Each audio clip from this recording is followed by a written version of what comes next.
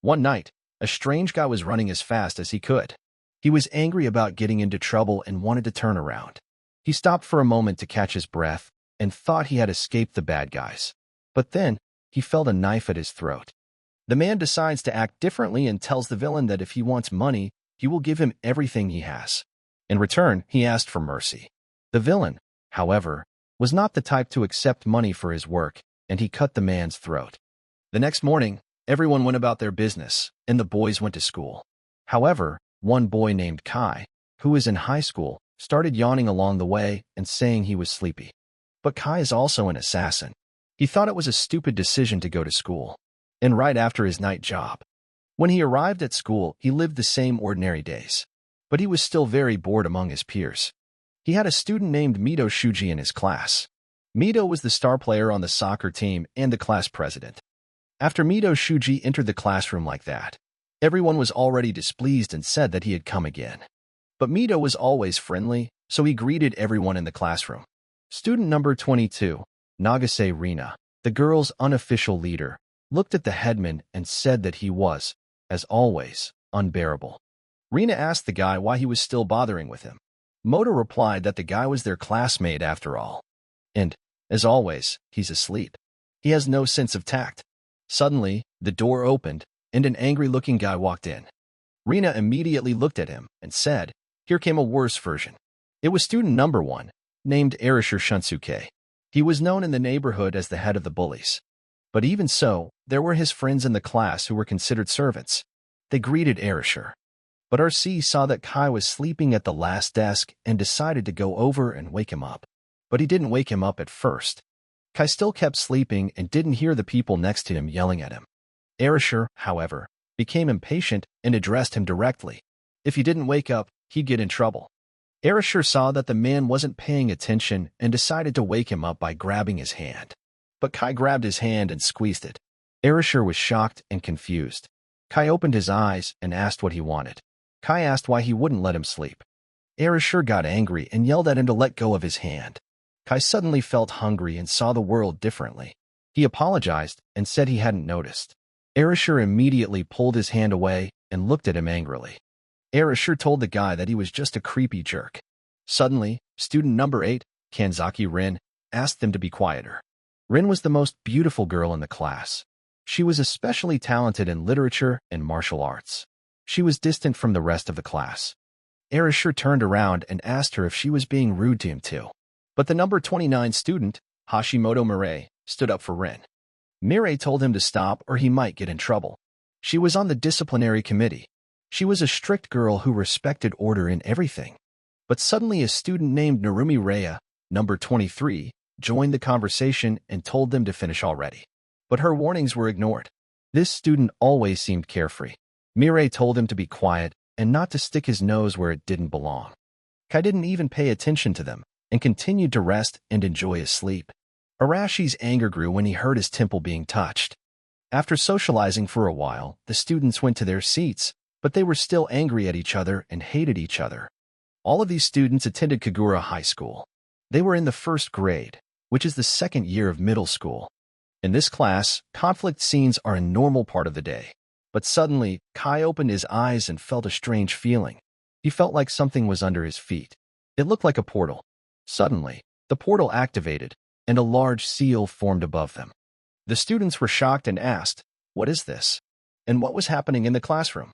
Muto was confused too, but he gathered himself and told the others that they would think about it later. He told them to leave the classroom, but Kai realized that they wouldn't make it out in time. The portal activated, and the students saw only a bright white light. The portal decided to take them to another dimension. Kai was the most resilient of them all and didn't pass out after the fall. Getting to his feet, he looked around and thought, "What is this place?" He saw some stone statues and huge columns. For now, he thought there was only one possible explanation. It was hard to believe, but they had been swallowed up by that white light. Then, the whole class moved somewhere. After this, the students came to their senses, and Rhea asked where they had gone. Rina was shocked too and asked what that white light was. Mito decided to take control of the situation and told them to calm down. He didn't know what had happened to them, but he wanted to make sure no one was hurt. Kai agreed, recognizing that Mito's approach was effective. He was able to calm even those who were one step away from panic. Erasure, however, remained calm and said there was no reason to panic. If he wasn't going to deal with the situation, there was no point in talking. He immediately ordered his servants to go with him.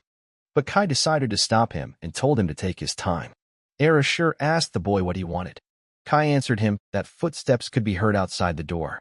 Someone was coming their way. Erasure was surprised and asked who else could be coming.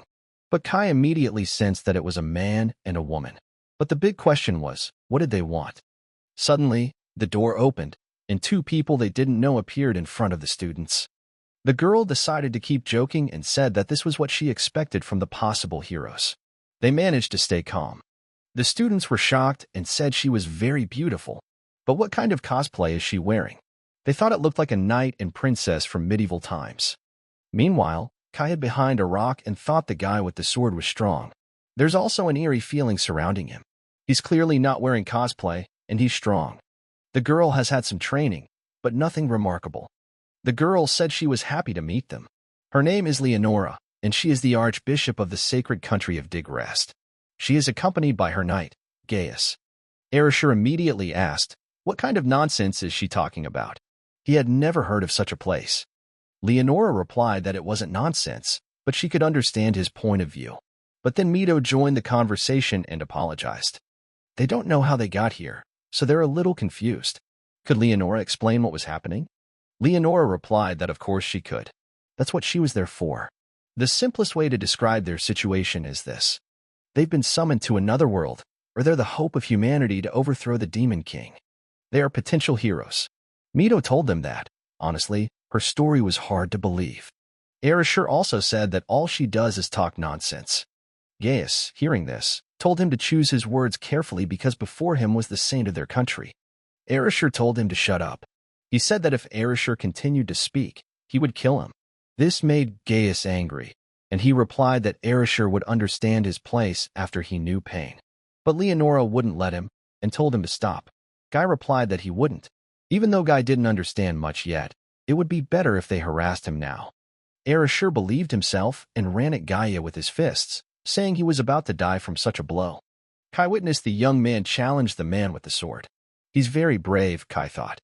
Erasure is used to fighting against guys with guns. The key is to avoid the first hit and strike from below.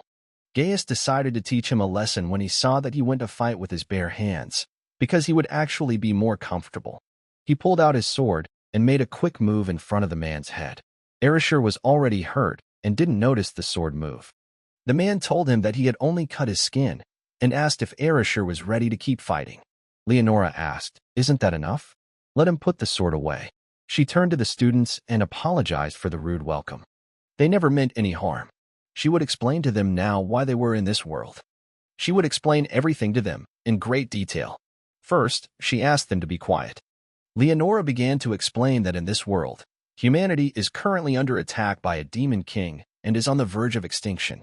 Their sacred country of Digrest is still fighting, but they can't fully fight the invaders. Kai kept hearing and wondering which demon king she was talking about. She realized it was a standard story. For the rest of humanity, the hero candidates are their last hope. Mito asked, in other words, they must defeat the demon king? Ria didn't believe her and said it was impossible. Mireille agreed and said that it was right. They had never been at war. Not everyone can handle this situation. One of the students was already crying and asking them to bring her back to their world. Gaius said that no matter how impossible it was, they would have to do it. The only way to get home was to defeat the Demon King. The students were shocked and didn't know what to do next or how to return home without starting a war. Kai wasn't sure if he was lying, but it looked like he was preparing them for the worst. Even if they accepted the situation, people who have lived carefree days will not suddenly be ready to kill, and it takes experience and talent. Erasure got angry and said that they called them here to save their asses and that they don't care about their opinion. And they think anyone here is going to listen to them? Guy looked at Guy and saw his strange face. But he asked him, "What are you staring at?" After all, he was already annoying him. Gaius could see that this guy still had his fighting spirit. He was a promising fighter. He could be a serious threat in the future. He thought about getting rid of him right away. But Leonora decided to heal him a little after he was hurt. She gave him a cure. The Erasure were shocked that his wound had healed. Leonora admitted that they were responsible for his injuries and apologized for their sins. Suddenly, Rena asked, "What's going on? And what is that light?" Leonora replied that it was the power of sorcery. She used the miraculous power granted to her by the god Digrest. She brought a new law into the world, but only for a short time. People are more familiar with it as magic, she thought. Kai was shocked that they were familiar with their culture, and he realized that this wasn't their first visit. After that, Leonora approached Mito and said that this power was the main reason they were there. Suddenly, she used her powers on him too, and transferred her strength to him. Mito was shocked and felt something she couldn't describe. Rena saw a bright light and told the man that his hands were sparkling. Mito felt the light in his hand turn into a sword. Leonora replied that her miraculous power could awaken the power of blessing in hero candidates. The power is given randomly, and she can't change it. She understands that her request for them to lend her their powers is selfish, but she still asks. Mito, holding her sword, said that it was impossible to know how much strength it would give them. It wouldn't make them better fighters. Leonora replied that she understands that they will have to go through training. And of course, their country promises to take care of them. Mito said he understood everything. He then turned to the others and told them to listen. They need protection and knowledge to survive. In an emergency, a blessing could save them, so why not listen? The students had already started to obey their headman and agree to his terms. Ren also said that she agreed. Leonora replied that she thanked them. She asked them to let her give them God's blessing. Mireille suddenly saw a bright light in front of her and received the blessing of telekinesis. Erashur felt a tremendous power in his hands, and now he gets the blessing of the explosion. The rest of the students were not without ability either, and they saw their blessings. Leonora looked and asked if everyone had received their gift. Then Kai came out of the crowd and answered that there was still one left. Leonora walked up to him and apologized, saying she hadn't noticed him, and handed him his powers. Kai felt her touch and was shocked and didn't know what was happening, or what had happened to his vision. Opening his eye, Kai saw Leonora's characterization. He started to say that there was something wrong with his vision. Leonora replied to him that from the looks of it, he had the blessing of an appraisal, and that is a great rarity. Kai was surprised and asked, "Score?" Leonora replied that it seemed to be used to find out details about the strength and skills of the chosen target. Kai decided to look and use his eye. Looking at his hand, he saw his characteristic. Kai realized that it's all displayed in this window, and it looks like a game window. Pretty simple to understand. But suddenly Kai sensed danger, and using his gaze he saw Erashur attacking him, but he had time to step aside. Looking at his hands, Erashur asked him, what would he say? After all, he has the power of an explosion. But he also wondered what Kai got, so he decided to ask him, or could he make his eyes red? Rena watched the whole thing from the sidelines and said that he always acts so arrogant. It's even nice to see him get crapped on. Kai was quiet and thought, why did they get so cocky? And from the information he had gotten, he couldn't say for sure how useful their blessings were. And these are blessings lent to them, and no one knows when they'll decide to take them back. And yet there are many ways to kill someone. Leonora looked and said that now everyone had received their blessings, and she realized that it was hard for them to control them yet. But one day their gifts would become fangs that would pierce the Demon King. And now they must be tired, and let them have a good rest today. By evening, each of the students who had become hero candidates were taken and assigned to a different room. Kai thought about gathering more information before going to bed. Then he could act according to the situation, but always be ready. There were guards in the kingdom at night, going around the territories.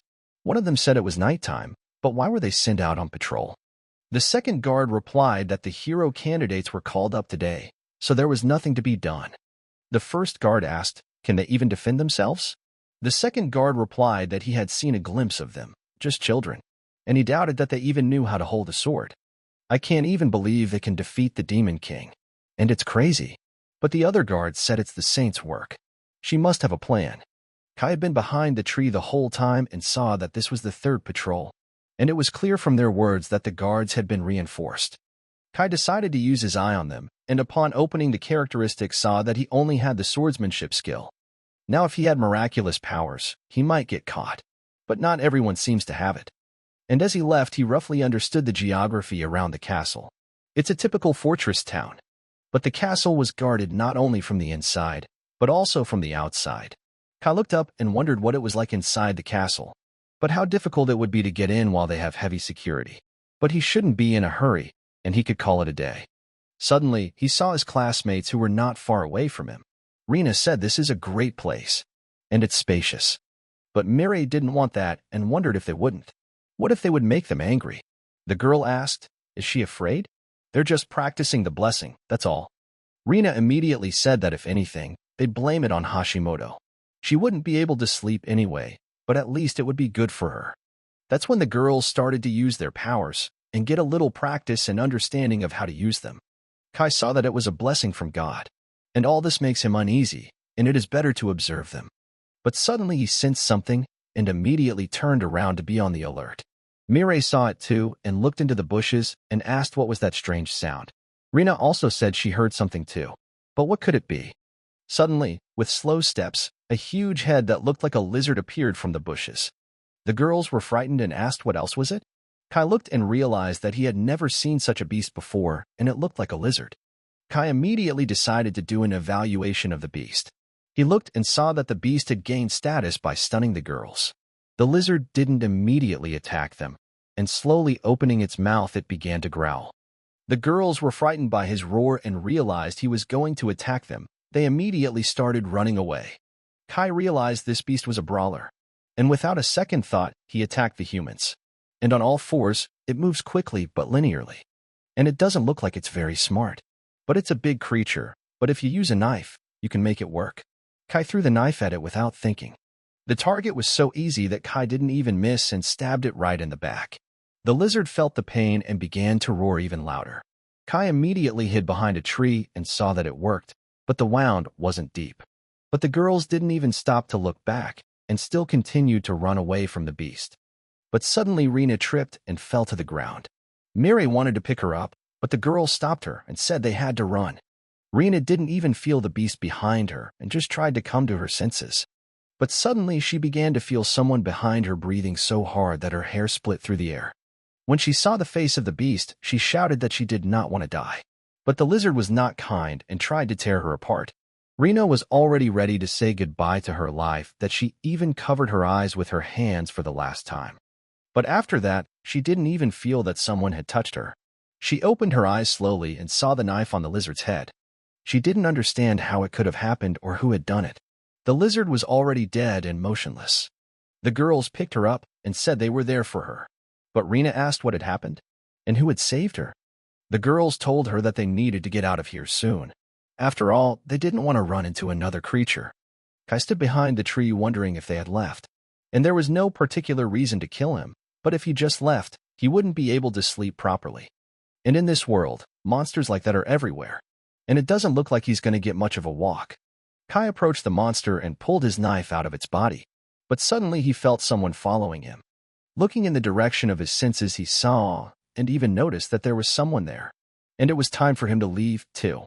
After he left, a man in a black robe came out from behind the stone and approached the body of the lizard and crushed its head with his foot. The stranger said that the hero candidates are just small-minded. He's even disappointed. But there's one with a similar scent. After that, Guy found the beast in the morning and brought it into the house. The disciples were all surprised and even frightened. Gaius said that this monster was loitering near the walls of the capital last night. Mito's eyes immediately thought of such a beast and became wary. And Mireille immediately saw the monster and let out a tear. Gaius said that the monsters were minions of the Demon King, and they like to eat human flesh. And now they're going to be their main target. Gay asked Steady if he had figured anything out. Steady replied that there were signs of sorcery, the work of a mid-level demon, if not higher. Maybe they heard a rumor about the hero candidates and decided to scout the situation. Kai had been listening to his words all this time and was looking behind the wall. Kai thought, what other sorcery? And this is new. It's different from miraculous power. Mireille asked, so this monster was controlled by a demon? Steady replied that the boy had the right idea. And strong demons are capable of controlling monsters. To do so, they use a technique called slave sorcery. First, monsters are mana-mutated plants and animals. They are categorized by ferocity and strength, and only a living organism can become a monster. The main source of their mana is evil. In other words, the Demon King is the very source of their life. And it is logical that he and his minions are able to control the monsters. I told him to knock it off, and it was time for them to leave. Steady was displeased and asked, how come? He had so much to learn. Kai realized that about this study, he thought it could be used to gather information. But the real problem now is that this thing was being controlled. And that's when he sensed the demon's presence. And he's quite skilled. It's a miracle he managed to spot him. And he's probably still out there somewhere. The demon was watching Kayam at this moment and thought that he was greatly frightened by his imminent death and was very happy about it. The demon whispered to him not to be afraid. Kai heard his voice and became alert. Erishur suddenly said that they had to defeat the demon king, or they wouldn't be able to go home. And he wasn't going to stay here for long. Rina seconded his words and said that for once he was right. Mito was also supportive and continued that if they wanted to go home, they had no other choice.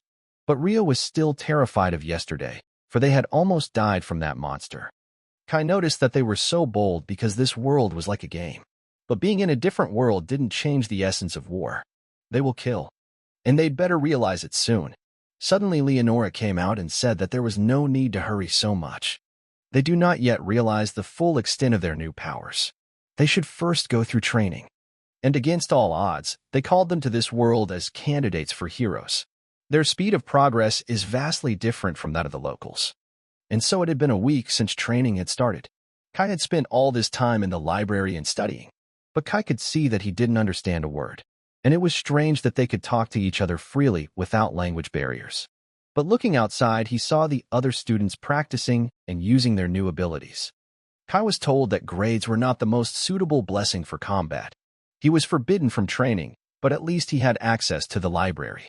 That day when Leonora was distributing assignments to everyone, she told Caius that knowledge is also power. Kai read the book and said there is only one history of the country, and there's nothing about demons. He was so unhappy with the assignment distribution that he was already tired of sitting in the library for the whole time. But he also realized that Leonora wasn't lying. They were developing not by the day, but by the hour. And among them there are 5 of the best: Narumi, Erishur, Kanzaki, Hashimoto, and Nagase. And then there's one who surpasses them all. At that moment after his words, he saw an unfamiliar sword flying in the air after his battle with Mito. The warrior said he was giving up. And the amazing thing is that the apprentice is already stronger than him. Mito replied to his opponent that it is all thanks to his instruction, and he is truly grateful to him for that. Kai used his eye and looked at Mito's characterization, and he remembered that the guy until a week ago all the stats were around DF. And even if Mito is a genius, it's just an unimaginable leap. And God's blessing doesn't just give the ability, it affects their bodies. Suddenly, a group of students were walking towards him. When they saw Kai, they asked him what he was doing at the training ground if he couldn't fight. Let him go back to sitting and quietly reading his books. Kai realized they were at it again. And the others began to look down on him too. And the result of the growth of their powers. The student told him not to ignore him. They're friends with him, after all. But Kai wouldn't talk to him and tripped him, knocking him to the ground. Kai asked the guy what was wrong with him. Did he just fall off in the middle of nowhere? Did he hurt himself? Everyone was shocked by this. And even one of the guys started to get indignant and angry. Erishur told them to leave him alone. He looked around and saw Leonora coming. Leonora and Guy went out to the range and watched their new students train and improve. Leonora said thanking them for their attention. They have all made remarkable progress. Even they did not expect such progress. And so they decided to accelerate the schedule. Ria asked with surprise, a timetable? Just don't let her say that right now she's going to send them after the Demon King's head. Leonora replied that she wouldn't ask them to do such a thing, and it was time for them to fight a real battle with the monster. The students were shocked and asked in surprise, a fight with a monster? And Kai was happy at that moment, because he would show himself in all his glory. When they arrived in the forest, Gaius said that today was their practice day, and as they could see for themselves, it would be in the forest. They can't move in a large group, it will only get in the way, so they will split into teams of 2 to 3 people. Reno was surprised to hear 2 or 3 people each and immediately asked Mito if he wanted to join her team. The guy didn't refuse and immediately agreed. But one of the students was also near them and hearing her words asked if she could join them. 2 guys who were servants told Erishur that they were with him, and their brother would take out any monster they came across. One of the students was a bit disgruntled and looked at Ray and asked why she had gotten him on the team. The boy replied that the 2 of them could do anything. Guy looked at it and said it was great, and decided to ask if everyone had formed teams. But in a moment he saw 2 students and asked what was wrong with them. Rin replied that for some reason no one had invited her to their group. The rest of the guys realized that they didn't want to get into battles due to the fact that they were too scared. Rin said there's nothing to be done and she'll team up with Shinjo. Would the guy be okay with that? Kai answered her to do as she knows how. Kai saw that Kanzaki Rin is confident and cold-blooded. She acts like a proud girl who won't let anyone get in her way. Suddenly Rin saw him looking at her and asked what was wrong. Kai replied that it was nothing and not worth paying attention to. Leonora saw that everyone had gathered and said that the team that defeated the most monsters would receive a special reward from them, and wished them all good luck. Getting to the task, Rin as a confident girl walked ahead, while Kai was trailing and watching the rear. Suddenly, Rin decided to speak up and said she would tell you right away her blessing was better than any of their classmates. So he doesn't even have to do anything, just a way to stay out of the way. Kai replied that's fine, and he's relying on her. Rin made that look after he said that and said that he didn't have any pride. Kai realized that they could start by looking at Kanzaki's combat potential, and there are 4 signals around them at once, and apparently decided to surround them. Rin immediately stopped and said that there was a monster here. At that moment, a goblin with a bat in his hands walked towards her. The goblin couldn't talk or even speak, and with his squeaky screams, he headed off to beat up Rin. But Rin was strong and proud. Unafraid, she used a heavy punch attack and pinned the goblin to the ground. Kai watched from afar and saw that this was Kanzaki's blessing, and it is control, the power to make others do her bidding. Kai told her that there were more monsters around. Rin was not confused and replied that it was very good. Rin immediately ordered the goblin to drop his weapon. The monster, hearing such an order, threw his bat away. Rin then ordered him to put his hands behind his back. Kai looked at her and asked what's wrong. She looked tired. Rin replied that if you use the blessing for too long, it's exhausting. Kai wondered if she was using too much energy. Kai turned around and told her to kill him quickly before the others pulled up. Rin asked with surprise, "Kill? And isn't he similar to humans?" The goblin was merciless after her submission and even cried. Kai asked her, "So what? He's the one who attacked them? Has she forgotten? They're their enemies. It doesn't make sense to let them live."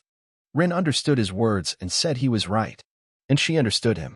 Kai found a stone along the way and saw that even after getting the power, she remains a simple, confused schoolgirl. And the most important thing was for her to make the right decision when danger came. Immediately, monsters appeared in front of him and surrounded him from different directions. Kai immediately said they were out. Rin heard his words and decided to use submission again and put them on the ground. Kai watched her as she agonized and asked what she was going to do next.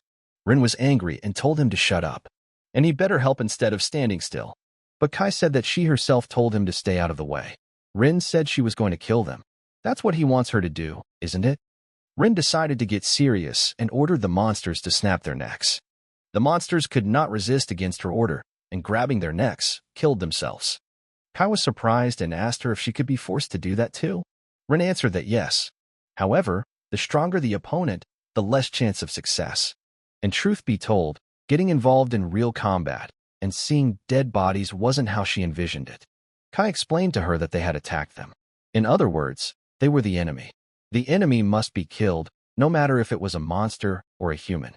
Unless, of course, she wants to stay alive. Rin asked him suddenly, why is he so calm? He didn't even have much strength. Kai looked at the monster's body and replied that he wasn't scary. That was one of his strengths. And there's not much to be gained here. The guy asked her what will they do next. If she was afraid, they might as well go back. Rin immediately made herself look like a proud and strong girl and said no. They were moving on. Kai realized that if she was stubborn, but she had a resilient psyche, it could be worked on. And he even wondered how the others were doing. At that moment, Rhea was running in the forest because of all his strength and asking what to do with them. The girl answered him not to ask her, but she had heard that the monsters here were weak. Suddenly, they both turned around and said it was all or nothing. The girl said she was with him too, and one of them used wind attack and the other one used stone attack. Using their single attack, they used a rock in battle, and the guy sent it straight at the monster due to his wind abilities. But it was more complicated than that, because the stone didn't work, and the monster was still intact. Rhea was shocked and even fell to the ground, and the girl watched as the monster approached them and said it wasn't good. Rhea asked, how could they deal with this monster? The monster was actually stronger and more powerful, and its build was like that of a bear. Rin kept promising herself that she would definitely return to her world. and she had been raised by her grandfather since birth, and she still hadn't repaid that debt to him. She dreamed of making him happy, and I'm sure her disappearance saddens him. Kai asked her, would they keep going in a straight line? It wouldn't be too far to get lost. Rin answered that as long as they went straight ahead, they wouldn't get lost. Kai told her that if she really believed that, she obviously hadn't been in the woods much. Rin got angry and told him to keep his mouth shut. And in her head, she remembered that this guy had just recently behaved so horrifyingly. And what is this guy all about? Suddenly, Kai saw her look and asked, did he have something on his face? Rin turned around and replied that there was nothing. But suddenly, they heard strange shouts not far away from them, as if someone was fighting. Rin immediately said it was Mirei's voice. Kai also listened and replied that it looked like she was in trouble. What would they do next? Rin said of course they would help, and hoped she wasn't hurt. Kai looked over and showed her that surprisingly, she was a goody-goody. Rin asked him, what did he think of her? It didn't matter anymore though, it was time for them to go and help her. At that moment, Mirei took a hard hit that she couldn't handle. Ria asked her if she was okay. Mirei replied that it was fine and let the guy run away from here. Ria was displeased and asked, leave her here? Suddenly, the monster was already behind them and raised his sharp paw to finish the guys off. Rhea turned around and saw that things were bad. But suddenly, Rin came running and using her spell told the monster to stop. Rhea looked at her and said she was their savior. Rin replied that things were bad and she wouldn't be able to keep him for long. Kai noticed at this point that Kanzaki's power had different effects on different opponents. He asked Rei if Mirei was alive. Rhea replied that the wounds were serious, but she was still breathing. Kai told him to then pick her up and run away from here. Rhea replied that he wasn't, and he was with them. Kai asked him, is he going to leave her here to die slowly? Rhea lifted the girl onto his back, and as he left he said he owed them. Kai followed up by telling him to call Mito or Leonora here if he met them. Now Kai looked at the monster and realized that now it was their problem. So he decided to run the assessment. Opening the assessment, he saw that it was an armored bear, and it had serious stats and especially defense. And by the looks of it, he's got a tough coat. Even he can't penetrate it. What kind of mutant is he? Suddenly, Rin said she couldn't take it anymore. The monster broke free of the enchantment and raised its paws into the air to attack. But Kai looked over and said they had bought enough time, and it was time for them to run away too. Rin looked and replied that she agreed. But suddenly she fell to the ground and said that she apologized, but she couldn't feel her legs. And Monster saw her fall and attacked her first. Kai had been there the whole time and saw that things were bad. But he didn't hesitate and threw a smoke grenade at the monster to distract it so he could steal Rin and escape. Kai was so fast that he didn't even lose time and hid. And Rin sat in his arms and was shocked too. Kai told her to keep quiet or he would spot them. The monster was looking around and didn't see the boys. Rin said that smoke. What was it? Kai replied that it was a simple smoke bomb. I made it out of boredom while they were practicing. Actually, that was a lie. He's always at least minimally armed, so he came into this world with his weapon. But his supply is limited, so he wouldn't really want to waste it unnecessarily. It's natural for an assassin to carry a weapon. Rin suddenly apologized to him. Kai was surprised and asked why. The girl replied that she was the one who said they would help them and ended up saving her. Kai replied that there was no need for her to apologize. If that was the way she wanted it, it was better to thank her. Rin listened to his words and said she was grateful to him. Kai told her that if she were always so polite, people would come to her in droves. Rin couldn't stand it and tried to yell at him, but Kai told her that he had asked her to be quiet. Rin looked at the monster and asked, what would they do next? The best thing to do would be to run with all their legs. Kai answered that no, there was no need for that. Suddenly Monster started to look around and saw that more guys had come in. Mito and his team asked him if he was the one who hurt Narumi and Hashimoto. And now he's his opponent. And immediately activated the Sword of Protection from Evil, and immediately stood in front of the monster. Mito stood in front of the monster with his sword, and immediately they began to attack each other and fight to their last breath. But at the last moment, Mito dips down a bit, and with a swing cuts the monster's neck. Mito felt that his opponent was proving to be powerful, and Rina decided not to stand aside either, and shouted at Shuji to move aside, and immediately used a fire attack and decided to roast it alive. The monster failed this attack and suffered greatly inside the fire. Rina rejoiced and said that she knew he wouldn't stand up to it. Mito looked over and told Rina that she was doing a good job. But the monster turned out to still be alive and was very angry with them after all this. Rina was shocked and asked how come. Mito answered her to keep calm. And her attack worked too. And the monster slowed down a bit. And the three of them can beat it, as long as they take their time. Rina didn't refuse and replied that she understood. The girl also said that the order was understood. Mito decided to attack the monster first and attack, then wait for the girls to do their tasks as well. At this moment, the experienced demon assassin Delphis began to laugh and said that it was only a matter of time. And an armored bear can't beat it. This speed of development, and what peace of mind. And looking at this student named Mito, he realized that this guy was special. And he just wanted to do a little recon, but he's gonna have to change plans. And finish him off here. Mito at this point was on his way with his last and strongest attack, and brought it to an end. After this, Mito even shouted to himself to end it, and take that lesson with him to the other world. The demon realized that in this world, after killing an opponent, one should never relax. But suddenly, the demon felt a knife at his throat that would have cut his neck at any moment. Kai told him to get it in his head. Never let your guard down before you kill. The demon let go of his weapon on the ground, and raised his hands to show what he was surrendering, and answered the boy that he would remember. But in his head, he couldn't believe he'd caught him off guard, and now he had to figure out a way to escape. But Kai was always smarter than them, and to make him immobile, cut his legs open. The demon fell to the floor and started screaming about his legs. But Kai presented his knife and told him not to yell like that. And it would be too much trouble if Mito and his friends noticed them. Kai told him that he had questions for him, and if he answered, he would get his freedom. The demon got angry and asked the boy, who was he to answer his questions? Kai didn't hide it and answered that he was a shadow from another world. The demon was stunned and shocked when he heard such words. And now Kai realizes that that eerie aura was coming from this particular demon. Kai said he knew we were being followed, but there was no way he could track him down, so he used Mito as bait. The demon asked the boy, did he know about him from the beginning? Kai answered that they came from another world, so he had little information about the structure of this world. And he wants Demon to tell him everything he knows about demons. Demon asked him, does he think he's just going to talk like that? Kai was very serious about torture, and making a few cuts on his arms left him limbless.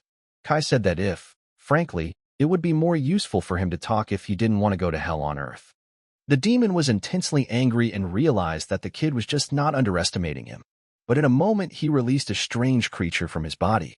And after that, he began to choke on his own poisonous death. Kai looked and was also surprised that he had suicide poison. And they're apparently thorough, the Demon King's army, and he feels they're going to be nothing but trouble. Suddenly, a system opened up in front of him, and Kai asked what's in there? But suddenly, Rin suddenly came up and asked the guy if he was dead. Kai was surprised to see her next to him, and asked her how much did she see? Rin answered that not much, only how he fell. Kai said it was an assassin from the Demon King's army. Rin asked in surprise, the Demon King's army? Kai replied that yes, he did. That bear is his puppet, and the monster that attacked Nagase and her friends was his work. Rin asked, so he was trying to kill them? Kai replied that it was natural that the Demon King's army would send someone to kill the hero candidates. Rin said that right too, and realized she was too naive, and asked the guy how he noticed him. After all, he was the only one who knew about him. And now Kai decided he had no more reason to hide. He said that in their home world, he had worked part-time as a contract killer. So he sensed a co-worker in the neighborhood. Rin was shocked to hear about contract killings, so she asked him what he was talking about. Kai replied that it was up to her to believe him or not. But it was a fact that there was a dead body. Kai told her after all this to not tell anyone about what she saw today. And the class is already on edge because of Hashimoto's injury. Rin didn't refuse him and agreed, and told the guy that he was surprisingly kind, and asked why be so considerate of his classmates' feelings. Kai replied that unlike him, they were not used to fighting. In his head, Kai was already realizing that Kanzaki's control could be useful to him in the future. At this moment, student number 34 Hano Shiori's blessing of healing was treating a girl who was injured. Shiori used the healing beam and said that she was asking for magic to help her heal her wounds. Using all her powers, she went over her entire body to heal her completely. After all this, everyone was in shock. Ria asked, how is she? And would she be all right? Shiori replied she thought in an hour she would be completely fine. Ria sighed and rejoiced at the good news, and told her that she was just an amazing healer. That hulking woman was freakishly strong. Mito said that yes, indeed this monster was strong, but together they would defeat anyone. Kai was listening to their conversations at this point, and seeing Rin's gaze, he asked what she was looking at him like that for. The girl turned around and replied that it was nothing. Just then Leonora came in and said that as she could see they were all back already. Mito greeted them, but Rhea was not pleased and asked where they had been all this time. Gaius replied, not far from the forest. We're doing their job and looking out for them. Rhea asked, then why didn't they help them? Gaius replied that whatever training it was, they helped them every time. Mito also came up and told the Lord that she was in danger and could even die. So why was that? Guy replied that in a real battle, anyone's life is at risk of death. And from now on, they'll only have such battles ahead of them. So there's no need to whine about something so trivial. Mito told the Lord that he had deceived them. Didn't he himself say earlier that there were only weak monsters in this forest? Leonora immediately came out and replied that it was most likely the work of an assassin demon. The students were shocked and asked, a killer demon? Leonora replied that originally there had never been armored bears in this forest, and most likely used it to gauge their strength. Gaius also said that he believed he was still hiding somewhere in the forest. Leonora confirmed and replied that they needed to increase security. They also need to step up their training, or they will all just get killed. The students asked, if reinforced, would it be even harder? Aren't they already working at their limit? And they could get killed. Mito told the missus that this is ridiculous. It's their first real fight. Everyone's worried. Leonora replied that even though it was ridiculous, they had to go through with it or they would die. Erishur listened to them all and got angry and said that they had called them here, and now he was also giving them orders. But suddenly Gaius appeared in front of him and said he would speak now so that there would be no misunderstanding. They're all just pawns of Mrs. Leonora. Let them not think they have the right to disobey her. Erishur rejoiced and said that this was where he would be killed. But Mito stopped him and told him to calm down. Erishur was shocked and asked him, is he telling him to calm down? Mito replied that if they went against them, they would make an entire state their enemy, and they wouldn't stand a chance. I said that as he expected, Mito is well aware of their situation. They are valuable pawns to them, and as long as they are obedient, no one will get hurt. Erishur gave no sign of hatred and asked what to go against a whole country? He rejoiced and saying fine swooped down to attack. Guy was shocked and didn't expect such a thing. But Erishur used the fire technique and activated the explosion at the last moment. Erishur thought he had already dealt with the old man and said it was nothing. But then Gaius came out of the smoke and immediately hit him on the head with his fist. Erishur couldn't even dodge or anticipate such a thing and lay on the ground with a battered face. Guy said this is what they can do. And from tomorrow, they're in for a rigorous training session. Let them prepare. Erishur stood up and said that he would definitely finish that old man off, and then he would mock his body. The day after combat practice, Steady said he was ordered by Mrs. Leonora to today become the leader of their training. And speaking of which, someone got hurt yesterday. Did everyone recover in time? Mireille said it was her. And everything's already healed thanks to Shiori's healing. And that asshole is fine, too. She pointed her finger at Erishur. Steady said that means there was healing among the blessings. That's just great. And now he's going to explain the training to them. And this is his research center. And it's where they're going to fight the monsters tonight. Mito asked, in other words, is this place overrun with monsters? Steady lowered his glasses and replied that it would be easier if they saw it once. Opening the doors of their center behind the bars sat goblins, lizard Vala, and ogre. Steady told the boys that these were all his collection of monsters to experiment on. Leonora continued that the Steady Research Center is also used as a field training ground for soldiers. Steady replied that it was very beneficial to him because he could gather data on different types of monsters based on their battles. And just like that, their combat practice began.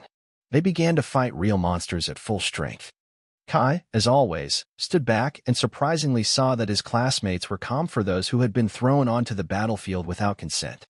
And even yesterday's experience is having an effect. Although, there is still fear in their movements. After all, Rena can't fight at full strength. Rena was not an easy girl, and she didn't even plan to give up. But Ogre was not weak either, and was ready to continue. Upon seeing this, Mito turned to Steady and said that this monster was too dangerous. But Steady replied that he didn't think so. Mrs. Leonora had specifically asked him to be tougher on them. And they don't seem to fully understand. First of all, A hero candidate who has received divine blessing would never lose to such a weak monster. Rena suddenly got angry and told the monster that he was already pissing her off big time, and spat out a strong flame from her hands. And by burning Orc alive, Steady was saying it was all about desire. They've been capable of doing this from the beginning. It's their fear and hesitation that keeps them from doing it. Mito asked, "Is that the only problem?" Steady replied that with the increase in divine blessing level, there was even a chance of getting another blessing. Suddenly Kai walked up to them and told Mito that he had one thing to do with him. The boy turned around and asked, "What is it?" Kai replied that his assessment had found him to have another blessing, and that new blessing is this. Mito was surprised and asked the gentleman if he could come out next. Steady replied that of course. That's what their combat training is for. Upon entering the battlefield, Mito immediately activated his sword defending against evil.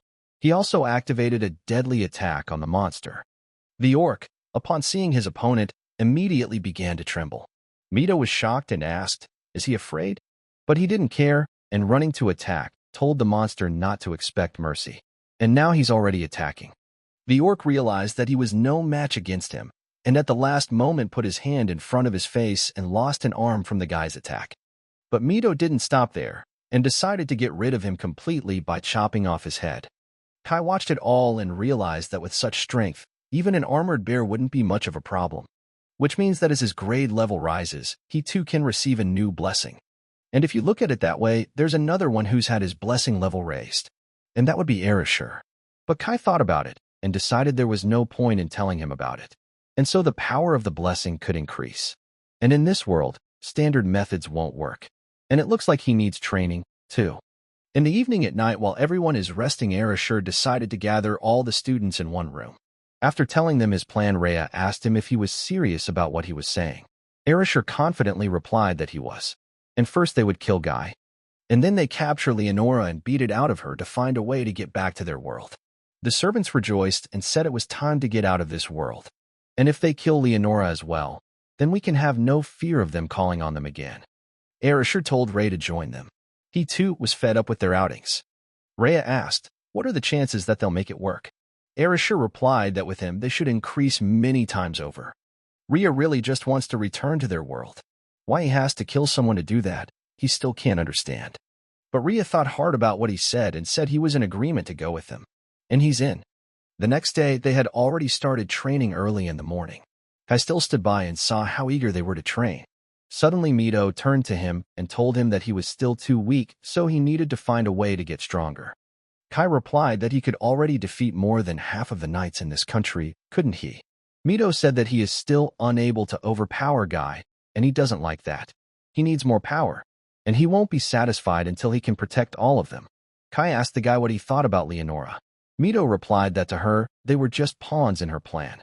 And he doesn't think Gaius was lying when he said they wouldn't be harmed as long as they followed orders. Kai said, which then means if she orders them to fight the Demon King to the death. Mito replied that that was correct, and everything had already been decided. But he would be the one to fight him. He would defeat the Demon King as the hero of this country. And in exchange, he'll try to bargain a better life for all of them. Kai said it was a good plan, but did he think Leonora would agree to something like that? Mito replied that he was swinging his sword just for her recognition. Suddenly Gaius came up to them and told them that they would all give it their best. Steady went out and met Mistress Leonora, and Mistress told him that while they were gone the hero candidates would remain in his care. Steady agreed and replied that Mistress could count on him. Rena heard too and asked Mistress, "Are they going somewhere?" Leonora replied that yes, they would be gone for a few days. Steady will be their curator for that time, and on that she could deviate. Steady suddenly looked at them with a smile on his face, a little pleased that even a smile appeared on his face. On the way out, Gaius asked his mistress if all was well. Leonora was surprised and asked him back. What was he talking about? Gaius replied that he wished she would stop playing dumb. Erishur is up to something, that's for sure. Leonora sipped her tea and said he would probably try to rebel against them. Guy asked her what she planned to do. Leonora replied that she wondered what he would come up with. And for now, they would turn a blind eye. Guy says he's okay with it, but he's still developing. And he's a candidate for hero. Albeit small, there is a chance they will team up. Leonora showed him and told him that they could not defeat her. And it would be impossible, even if they all turned against her. Gaius listened and replied to the lady that she was right. But didn't she think it was even beneficial to them? Mistress replied that she wanted to gradually begin to show them where their place in the world was. And this uprising is the perfect excuse to break their claws. There's another suspicious person. Should we leave her alone? She asked. That same day at night, Kai went out into the woods and got caught by the monster. She chased him and he tried to run away. But Kai decided to use his abilities against the monster and made a leap into the sky and launched a knife at the monster's head. Kai looked and said that this monster he was able to kill in 13 seconds, and immediately activated the assessment. Kai saw that everything was unchanged and realized that he had raised his level by killing that demon. Now the question was how to put it to work. Suddenly, Kai felt that he was not alone, and someone was attacking him from behind. When he turned around, he saw another monster. The ogre threw a punch, but the guy managed to dodge and the monster missed. But he didn't stop there and continued to attack again. But Kai was not confused, and taking out 3 knives from his pocket, he decided to use them all at once against the monster. But the ogre just stood still and didn't even feel the guy's attack. And Kai realized that this monster was tough. But he knew this was the perfect opportunity to experiment. So he immediately activated the weakness display. Finding the monster's weak spot, he saw that it was on the back of his head. He immediately decided to attack it right in the sore spot. Hitting right on target, the ogre began to growl in pain and fell to the ground like a dead body without surviving long. Kai said the skill showed him the softest part of the ogre's skin, and now it's clear how the weakness mapping works. But it's not bad power for him, but it's not enough. He won't last long in this world, and he needs to get stronger. But that wasn't all. After killing the monster, a pack of goblins with bats chased after him. Kai started to run away again and used the display of weaknesses. Seeing the weaknesses, it turned out to be their heads. Kai turned around sharply in the moment and fired several knives at once right at their weak points. Kai said that of course their weak points were their brain and heart, and against normal monsters this skill was quite useful. And for some reason, he decided to look for other kinds of monsters to test the skill. Suddenly, he heard with his hearing that someone was coming this way. Immediately he hid. He saw the shadow of a man who was heading straight for him. And then Rin came out of the shadow, looking for him. Kai asked her what she was doing here in the middle of the night. Rin replied that she'd been up and down the dormitory looking for him. So I decided to check the forest just in case, and I was right. Kai said it was dangerous to be in the woods at night. Hurry back to the dormitory. Rin got angry and replied that she should be the one saying that. Kai said that he was used to the nighttime restrictions, and she wasn't. And fighting monsters in pitch darkness isn't easy. Rin answered him to stop. What's he doing here anyway? She asked. Kai made no secret of it and replied that he was experimenting with a new blessing. Rin asked in surprise, what new blessing? Kai asked her if she remembered Steady's words. By increasing the level of blessing, they can receive other blessings. Rin thought for a moment and asked what new blessing he had gotten. Kai asked back, what was the point of telling him? Rin replied that it was a waste of time for her to come here. Kai was surprised and turned around to ask if she was worried. Rin blushed after saying that and replied that no, that wasn't what she meant. But Kai said whatever, let her go back to her place and he would experiment a little more here. But Rin wouldn't leave and said that she would go with him. But suddenly she noticed something off to the side. Seeing the firelight, she asked, what's going on in there? And it's smoke. Kai looked too and was surprised to see smoke with his eyes. At that moment there was a house behind the forest that was already on fire. It was in flames. All the monsters were outside and were ready to attack the humans.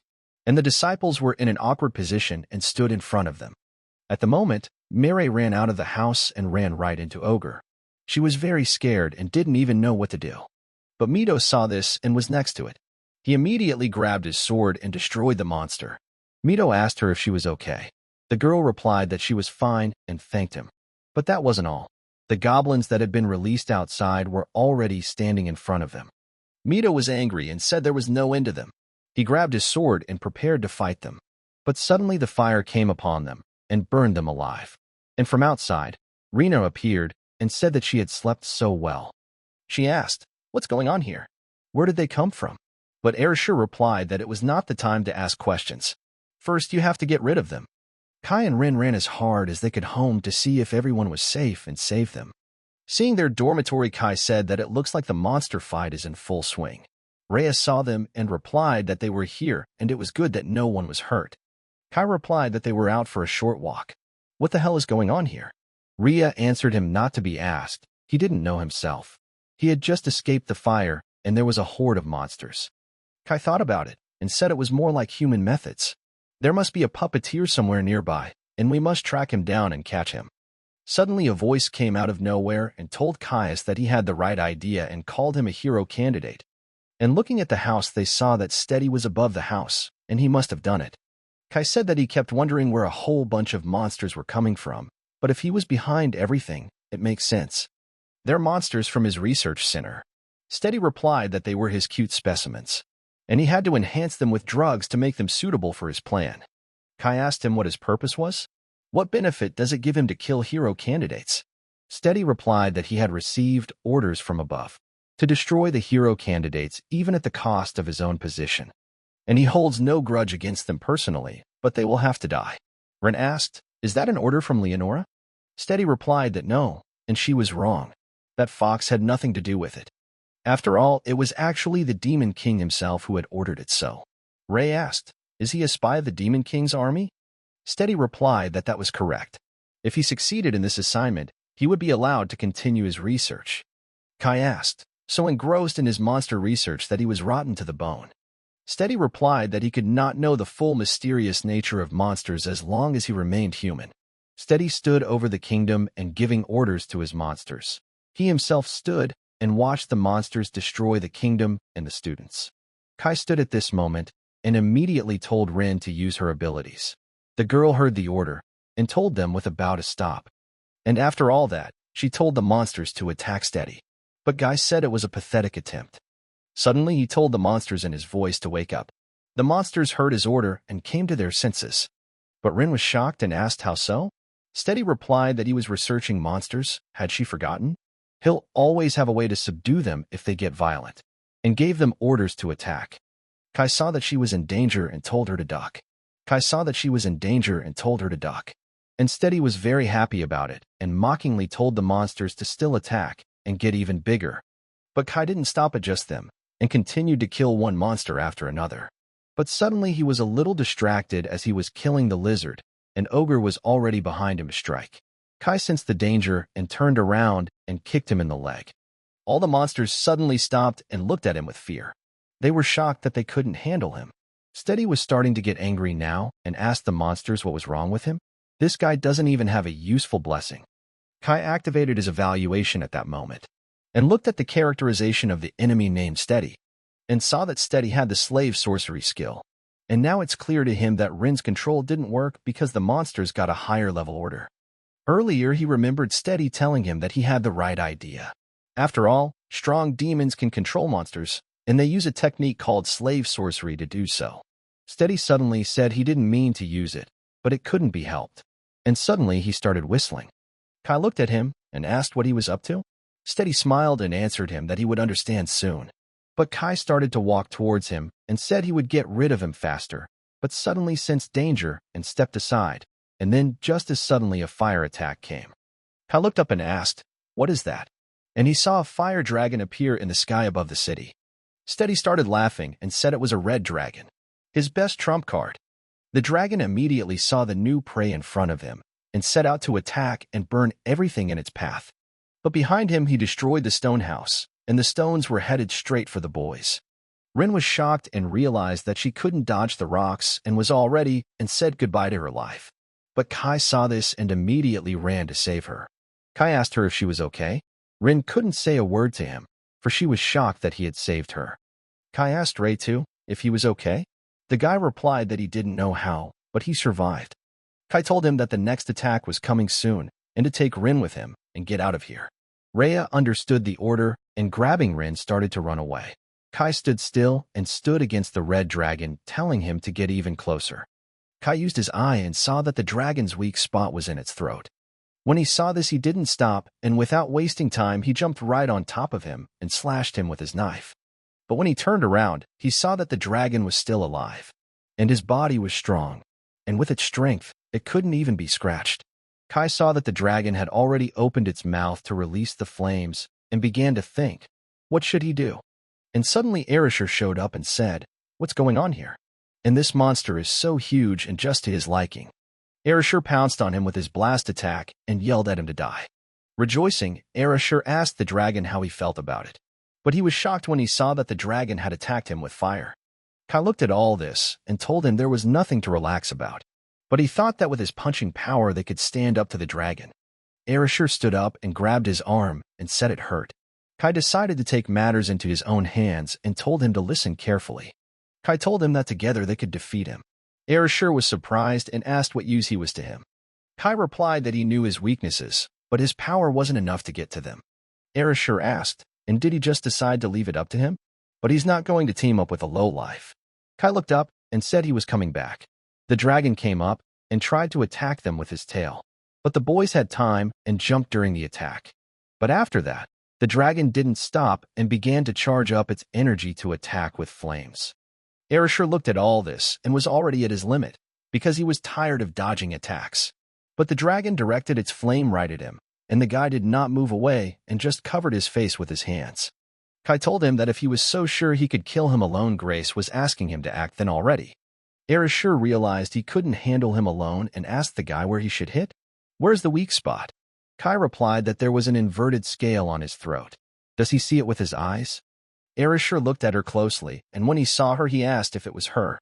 Kai replied that he would distract him and let Erasure hit the scales with a blast. Could he do the job? Erasure was happy and replied that of course, and it was time to act. He clenched his fists and prepared to attack. Steady started to panic too and asked the dragon what he was poking around for, and ordered the red dragon to kill them now. The dragon heard its master's command and prepared to release its flames again. But suddenly something went wrong and the dragon decided to fly up and use his wings to entertain them.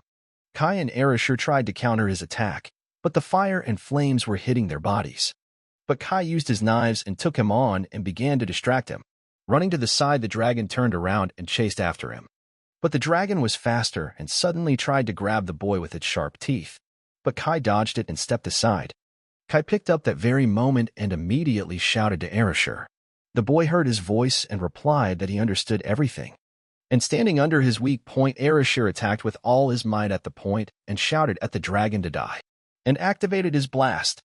Hitting that very spot with Arashi's strongest punch, the dragon couldn't stand it and began to growl in pain.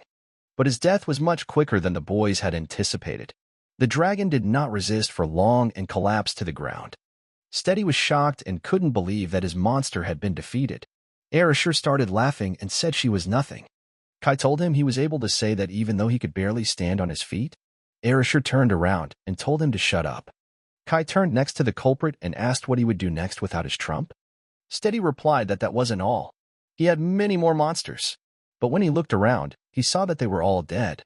Mito also came over and said that they had already dealt with the other monsters. Steady realized things were bad and decided to run away. But Ria immediately got behind him and said he wouldn't run away, and immediately pushed him off the tower. But the boys decided to save him and used the power of water to soften his fall. Kai walked over to him and, putting the knife in front of his face, said that he had attacked them in the middle of the night, but had taken the battle too long. And now he had tons of questions for him. Steady is scared and asks him to stop, because he'll say anything. Just wants mercy. But suddenly, Steady immediately felt bad that even his face changed completely. But without saying a word, he died. Kai looked over and said he was a dead man. Mito asked the guy what was that just now? Kai replied that it could be some kind of curse technique. As he dug through the library archives, he found information about such a thing. Mito said that means the curse killed him because he was willing to share information with them. Kai replied that it looked like the threat from the Demon King's army towards them was only going to grow. The day after the incident with Steady, everyone was devastated. And Leonora was shocked and said that she couldn't believe that something like this had happened in their absence. Ria told her that she was the one who'd entrusted them to Steady. Don't let her say she didn't have a clue, okay? Leonora apologized and replied that there must have been a misunderstanding. What she meant to say was that she didn't expect that much damage from a monster lord of Steady's level. And that was the meaning of her words. Rena told her that means she knew who Steady was from the beginning and didn't do anything about it. Leonora replied that she had told them that they would have to toughen up their training, hadn't she? This is just the beginning. A student said they almost died. He set fire to the dormitory while most were asleep. Gaius told him not to cry. They must not let their guard down, even at night. or they would die instantly. Kai thought and realized that even he couldn't spot this horde of monsters in time. And to ask such a thing of ordinary schoolchildren was madness. Leonora left it at that and said it was time to get to the main topic. I am glad to inform them that they will be leaving for the capital soon. Mito asked why they were going there. Leonora replied that hero candidates are the hottest topic in the entire kingdom right now, and they're about to have a parade in their honor. The people would be pleased to see the celebrants alive. After that, they set out at once, and at night Gaius told the warriors that today they would stop here. They would move out at dawn. After taking a smoke break, the students spread out and set up their stoves to keep warm. But suddenly Arisi said that there were 30 people here. The guys were surprised and asked him what he was talking about. Arishur replied, about the guards that were attached to them. He did not see anyone serious among them. The guy also said he thought Arishur would take them all down in one blow. Is he up to something? Arishur answered him to turn his head on. This is a great chance for their plan. The disciple understood the words of the person in charge and said exactly. Usually there are much more soldiers around them, but here there are only 30 and weaker than them. Arishur said they don't trust them with anything. They don't even think they would dare to revolt. And they're definitely going to bail tonight. And have the guys call Ray and the rest of the guys who will be involved. Kai had been standing beside them the whole time and realized that Arishur was right. They didn't have many soldiers assigned to them, and they were all weak. But the reason is simply that Leonora and Guy are confident in their own abilities. And now he needs more time to understand them. Kai walked up to Mito and asked if he would give him a moment. The guy was shocked and didn't even know what had happened. And a group of disciples had already retreated into the forest and were on standby to execute their plan, killing Gaia. Arishur asked if everyone but the guards were asleep. Rhea replied that it looked like they were. And it's about time.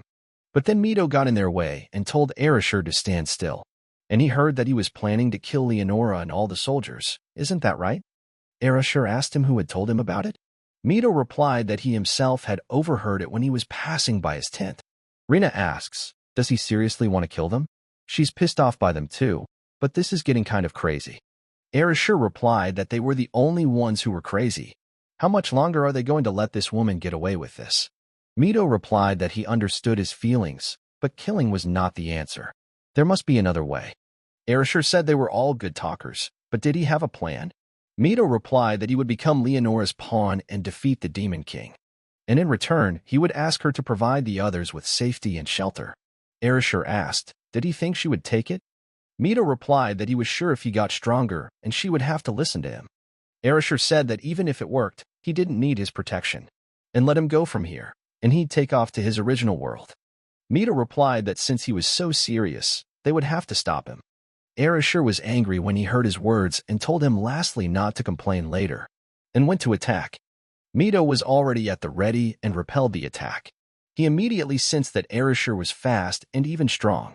And Arishur was shocked that this guy was able to block his punch. And then the guards saw them and asked what they were doing there. Mito apologized and replied that it was just a little spat. The guard told them to get up at dawn tomorrow. Let them go to bed already. Arishur didn't fight any further and turned around and said it was boring. And his softness was getting annoying. The next day at dawn they arrived at the sacred kingdom of Digrest. And this was the capital city. Ria was shocked and said it was amazing. And that's what the capital really is. Mireille also said that it's full of people here. It's annoying. Rina also replied that it's still not as bad as Tokyo. When people saw the new residents, they were shocked and even realized who they were and what they were doing here. Gaius shouted for everyone to spread out, and along comes Saint Leonora and a group of hero candidates. People wondered and asked, candidates for heroes? Chosen by God himself. Everyone was in joy and shouted to meet them. Kai told the boys that he didn't think they had been lied to when they said the townspeople were hoping for them. Rin also said that it made her feel kind of creepy. But then Rhines, the holy knight himself, stepped in front of them and said that he welcomed the esteemed hero candidates. And the first thing they should do is to get a good night's rest. The boys came to their rooms and threw themselves on the bed saying that there was such a soft bed. And sleeping on the ground was just unbearable. And the girls were in the bathroom and said it was like they were back in their lives. And it's so nice. And Arishur was already at the table and eating, saying it was delicious. And let the servants bring more. And Mito didn't waste any time and started training right away to become stronger. And Kai was in the castle looking out over the whole town. and he realized that he had to gather information first. Kai began to walk around the castle and saw that there were a pond of guards, and he knew it would be very risky to move around the castle. But suddenly he looked out the window and saw the knight who had met and escorted them not so long ago. The knight had a conversation with the guards. One of them asked, "Hero candidates, and what should be done with them?"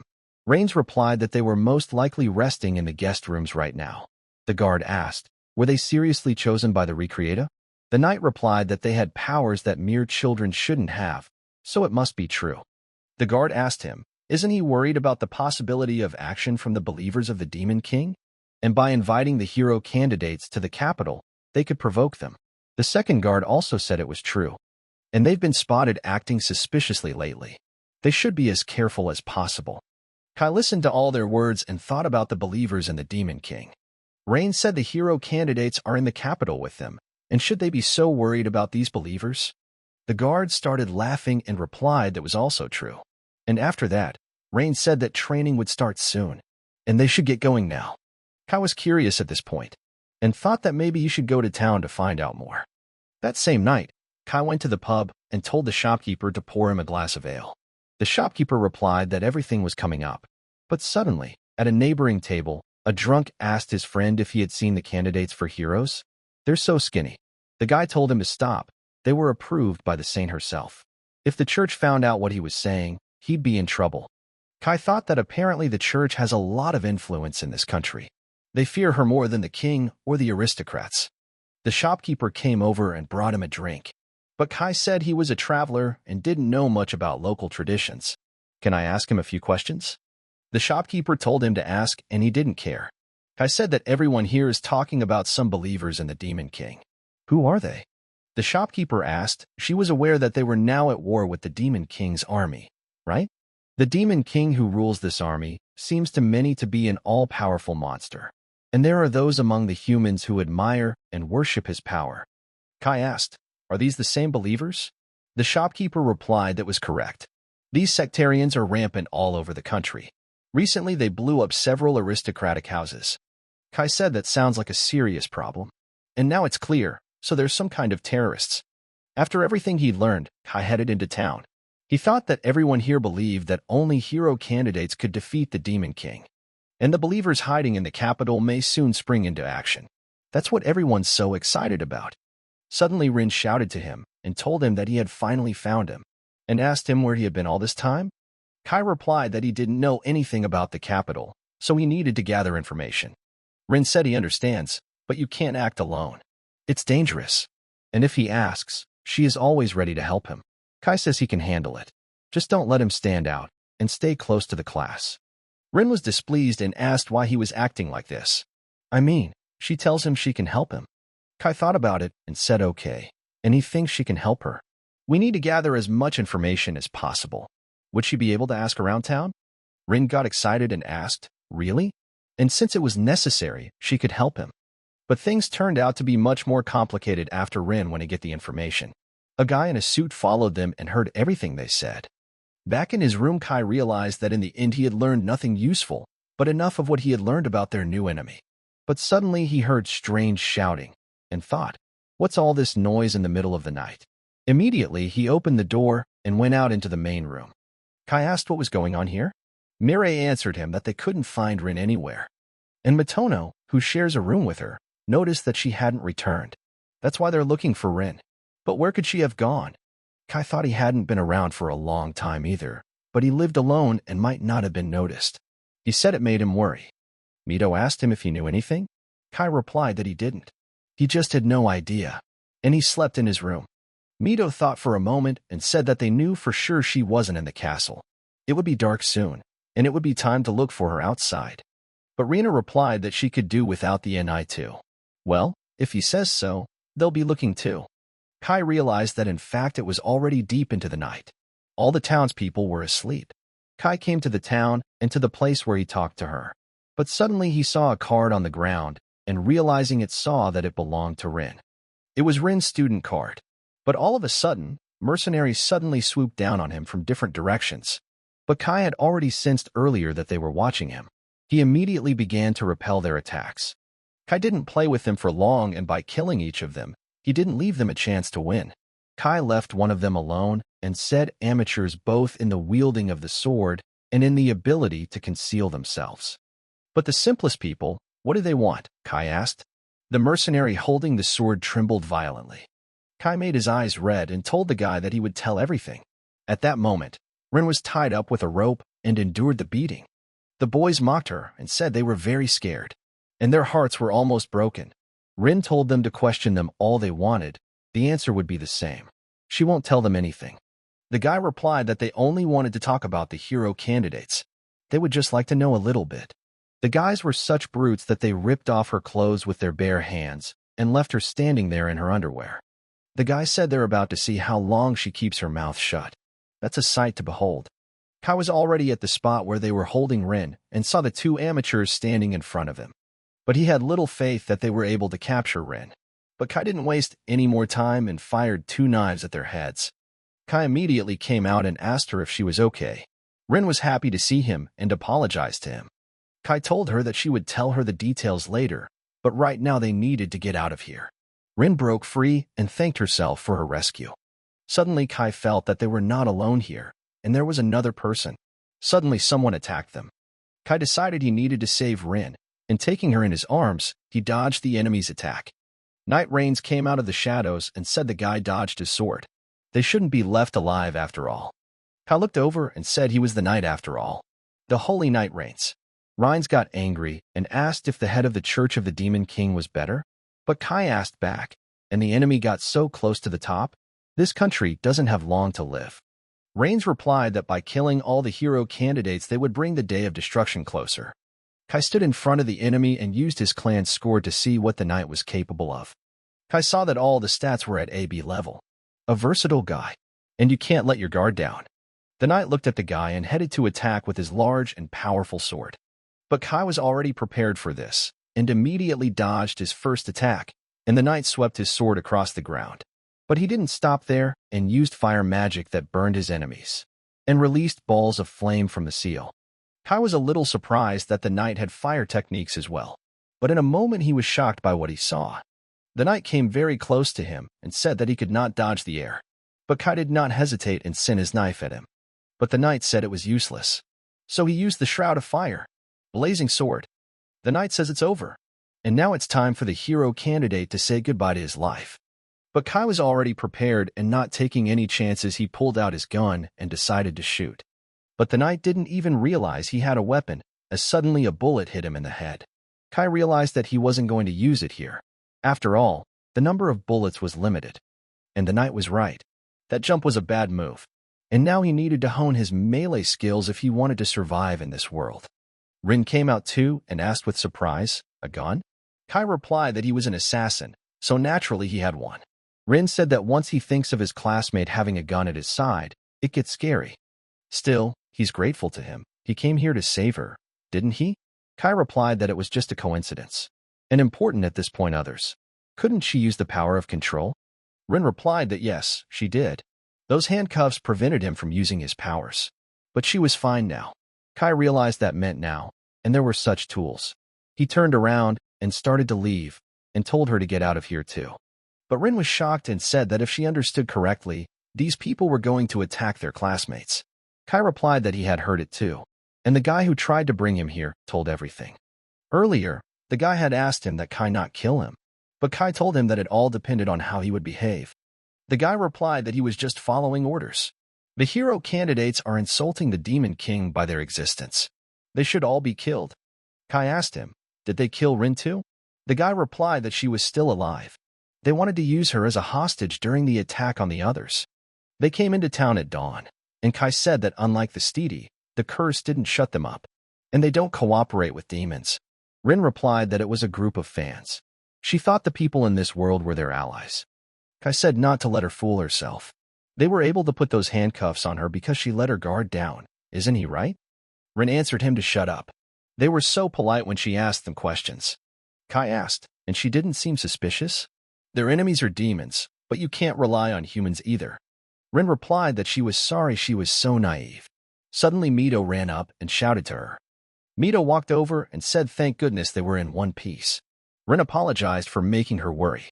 Mito said the important thing was that they weren't hurt. Was he the one who found Rin?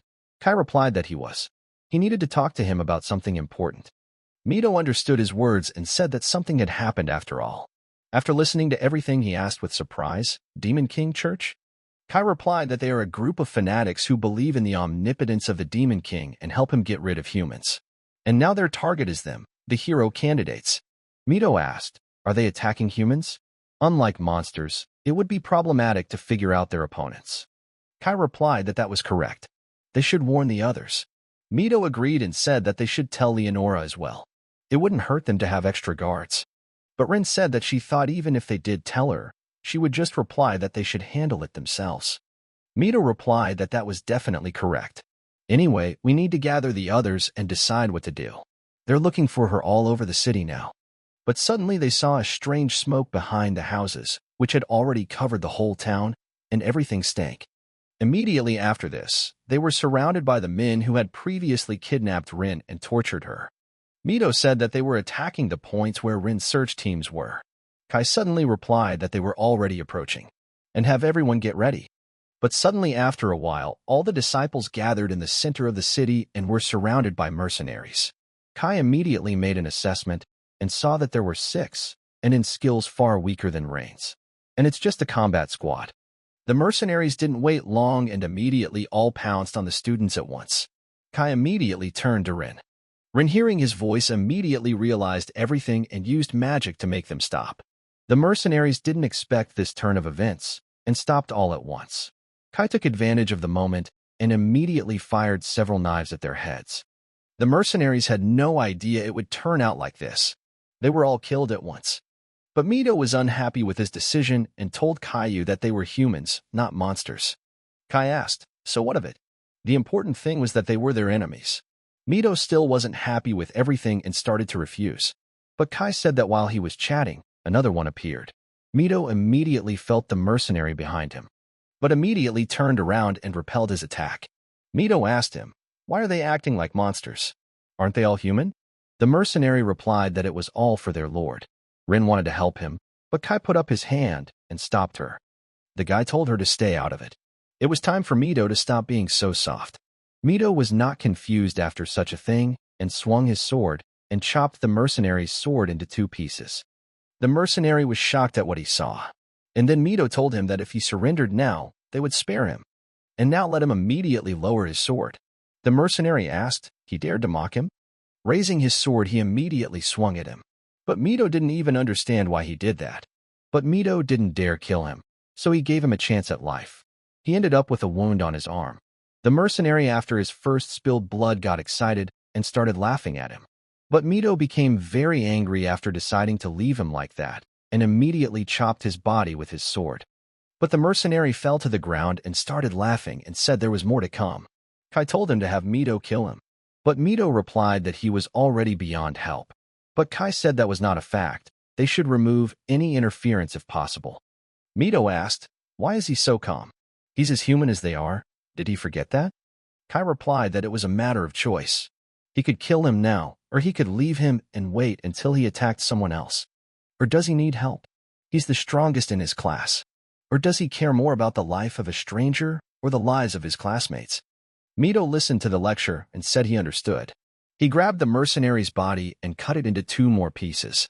And after that, he ordered the others to help the other students. At this point, Erashur had already taken care of everything and grabbed the last mercenary and said that was it. Erashur decided he wasn't going to let him live, and using his fiery fist hit him with all his strength. His servants looked at all this and said he was a ruthless guy. And that's what their Erashur was all about. Rina wasn't left out either, and using her flaming fire decided to burn them down to the last of them. But after a little pause, she asked, why are there so many of them? She looked at her girls and asked what they were doing. Do they know how to fight? Let them start fighting at least one-on-one. The girls were displeased and replied that they were human beings. Rina said that if they didn't kill them, they would kill us. Did they understand? Mireille immediately started to fight the enemies when she heard these words.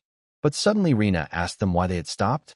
But suddenly Leonora came out and asked how she should evaluate their training. When the mercenaries saw her, they became even more angry and started shouting that she was a saint. Leonora replied that the hero candidates were under her command, and it is not strange that she helps them at the moment of danger. The mercenary asked, does she want to save them without having more than one night with her? Is she mocking them? Leonora replied that they were just a group of amateurs enchanted by the Demon King's power, and they were not her adversaries. The mercenary got angry and told her to shut her filthy mouth. Immediately, they all came at her at once. But Leonora stayed where she was, and looking at them, used her fall down. All the mercenaries were trapped at once and fell to the ground, without even moving. The mercenary said he couldn't move. And it's not possible, they can't believe it. Rina saw it and said it was like Rin's. But Leonora replied that she wouldn't want them to compare her power to something like that. Strength, area, it's her enslavement technique is superior in all aspects. Rina asked her why is she helping them? Leonora replied, didn't she talk about evaluating their training? If possible, she would want them to be able to handle the situation themselves. Rina said that they should thank her then. Leonora replied that there was no need to thank her. Guiding her subordinates is part of her job. The mercenary decided to speak up and told her not to dare ignore them. What would happen to them, he asked. Leonora apologized and replied that she had forgotten that they were still alive, and in that case, would ask her to kill them all. But Leonora decided to act differently, and using her powers she began to control her students, and the girls said that their bodies moved on their own. At the last moment, Rina asked her to stop. But the mercenary was scared too and asked the saint not to do that. But Rina could not resist, and immediately Leonora used her powers and killed the mercenary with another's hands. Kai and Rin were on the roof of the house watching the whole thing. Did Kai say that this was her level 3 enslavement technique? Rin replied that it was many times stronger than her control. She made a whole crowd of people obey at once. The scale and power of this technique is many times greater. Kai looked at her and decided that they needed to figure out how to counter this. Since the Demon King's worshippers attacked, half a day had passed, and all the disciples had gathered in the main hall. But then a girl came up to them and asked how everyone was doing. Rina replied that it was still not good. It was still a big shock to each of them. Ria got angry too and said he wouldn't forgive her. She ruled them like puppets and killed them with their hands. That's not how people act. Rhea asked Rina. She was controlling her body too, right? The girl replied that she didn't care about that, but she was annoyed. But not everyone is as resilient as her. Suddenly, Mito said it was all his fault. He didn't make it in time. But the students answered him that he had saved them, and you shouldn't blame yourself for everything. Rin said that if they had been faster, it would have ended the same way Kai said, interrupting her. And now they're no match for Leonora. Kai realized that after he and Mito had defeated the believers, they had split into 2 groups to help as many people as possible. They managed to save a couple of groups, but they didn't get to Nagase's group in time. And the cult of the Demon King, they're still a while away from them, but he killed their leader Rhines, so they're going to go low for a while. And they had better think about other things right now. Kai turned to Rin and asked if they would have a little talk. Rin didn't refuse him and followed him. She asked him what he was up to when he got to a secluded spot. Kai replied that to be able to resist Leonora's enslaving technique, he would need the help of someone with similar strength. That is, her help. Rin said that since that was the case, she didn't see any problem. And what exactly do you need from her? And she wants to try something out. Kai told her that he wanted her to use the control on him first. Hearing those words, Rin was shocked. The day after defeating the Demon King sect, a grand parade was held to celebrate the appearance of the hero candidates. And the battle with the sectarians showed the citizens how strong the candidates are. And thanks to their victory, they were able to win people's hearts. Kai was still thinking, could Leonora have planned all this from the beginning? And if that was indeed the case, she was an extremely dangerous opponent. Stopping in front of the castle, Leonora said that she could see that everyone was gathered. Now she would ask them to return to the temple city of Alpha. Ren asked in surprise, the temple city of Alpha? Kai replied that from the looks of it, it was the city they had been summoned to, and it seemed to be under Leonora's control. Mito asked her if she wasn't coming back with them.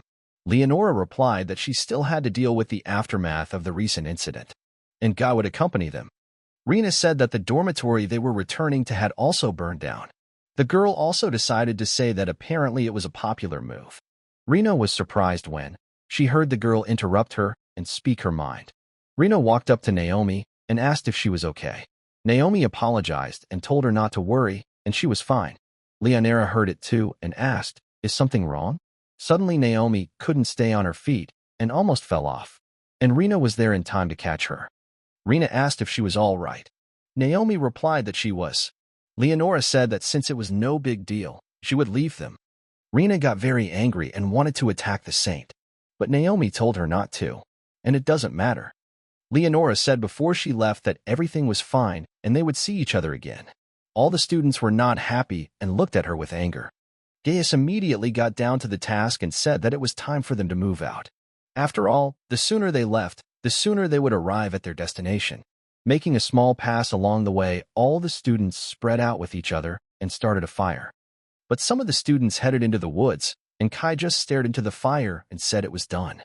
Rin asked if they were really going to do this. Kai replied that Leonora wasn't around, and there were only 30 people accompanying them. Compared to the hero candidates, they are weak. It's also the right chance to kill Gaia. And given all the conditions, he has no reason to stop this spectacle. Ria made Guy go with him into the forest. On the way, Gaius asked, "Is he sure he's there?" He about his dragon-like monster. Ria replied that he was being completely serious. Sure, it was weird, but he was sure the monster was around here somewhere.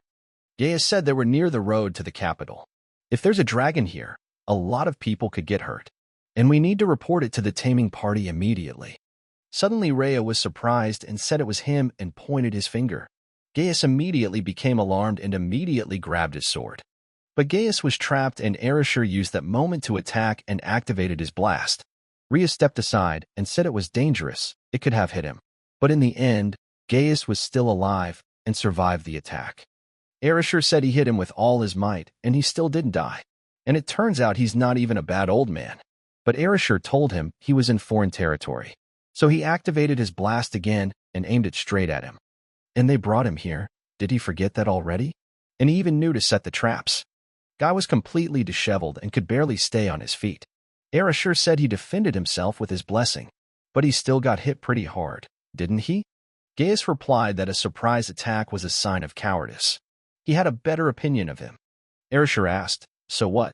He didn't care about methods as long as it would help kill him. The disciples immediately surrounded him from different sides. But Gaius was not confused and decided to act on his own. And Ereshkigal used his influence and told them to press him. And no mercy must be given to him. He must be killed at all costs. Gaius said he had to stop it. And taking a balloon out of his pocket, he threw it straight up into the sky, and then there was a big explosion. Mito saw this and asked, "What is this?" And then Kai said that Ereshkigal had completely screwed up. The warriors saw the explosion and said it was a distress call. And Mr. Guy hadn't been seen for a long time, and it looked like someone had attacked him. But the warrior answered them that it didn't matter anymore, and they should run for the signal sooner. But suddenly Kai managed to come first and finished him off.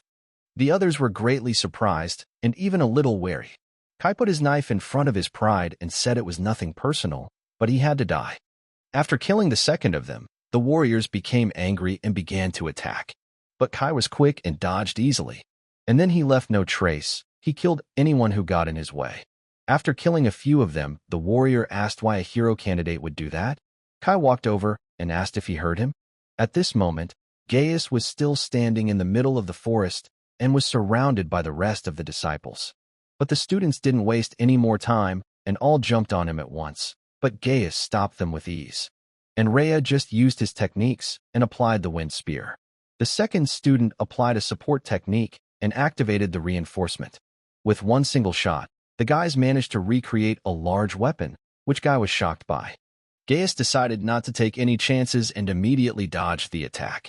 But immediately another student rushed after his head. But Guy replied to them that it was weak. But Guy was not confused and told him it wouldn't work and applied the blessing of steel. Gaius said they had some uncomfortable blessings.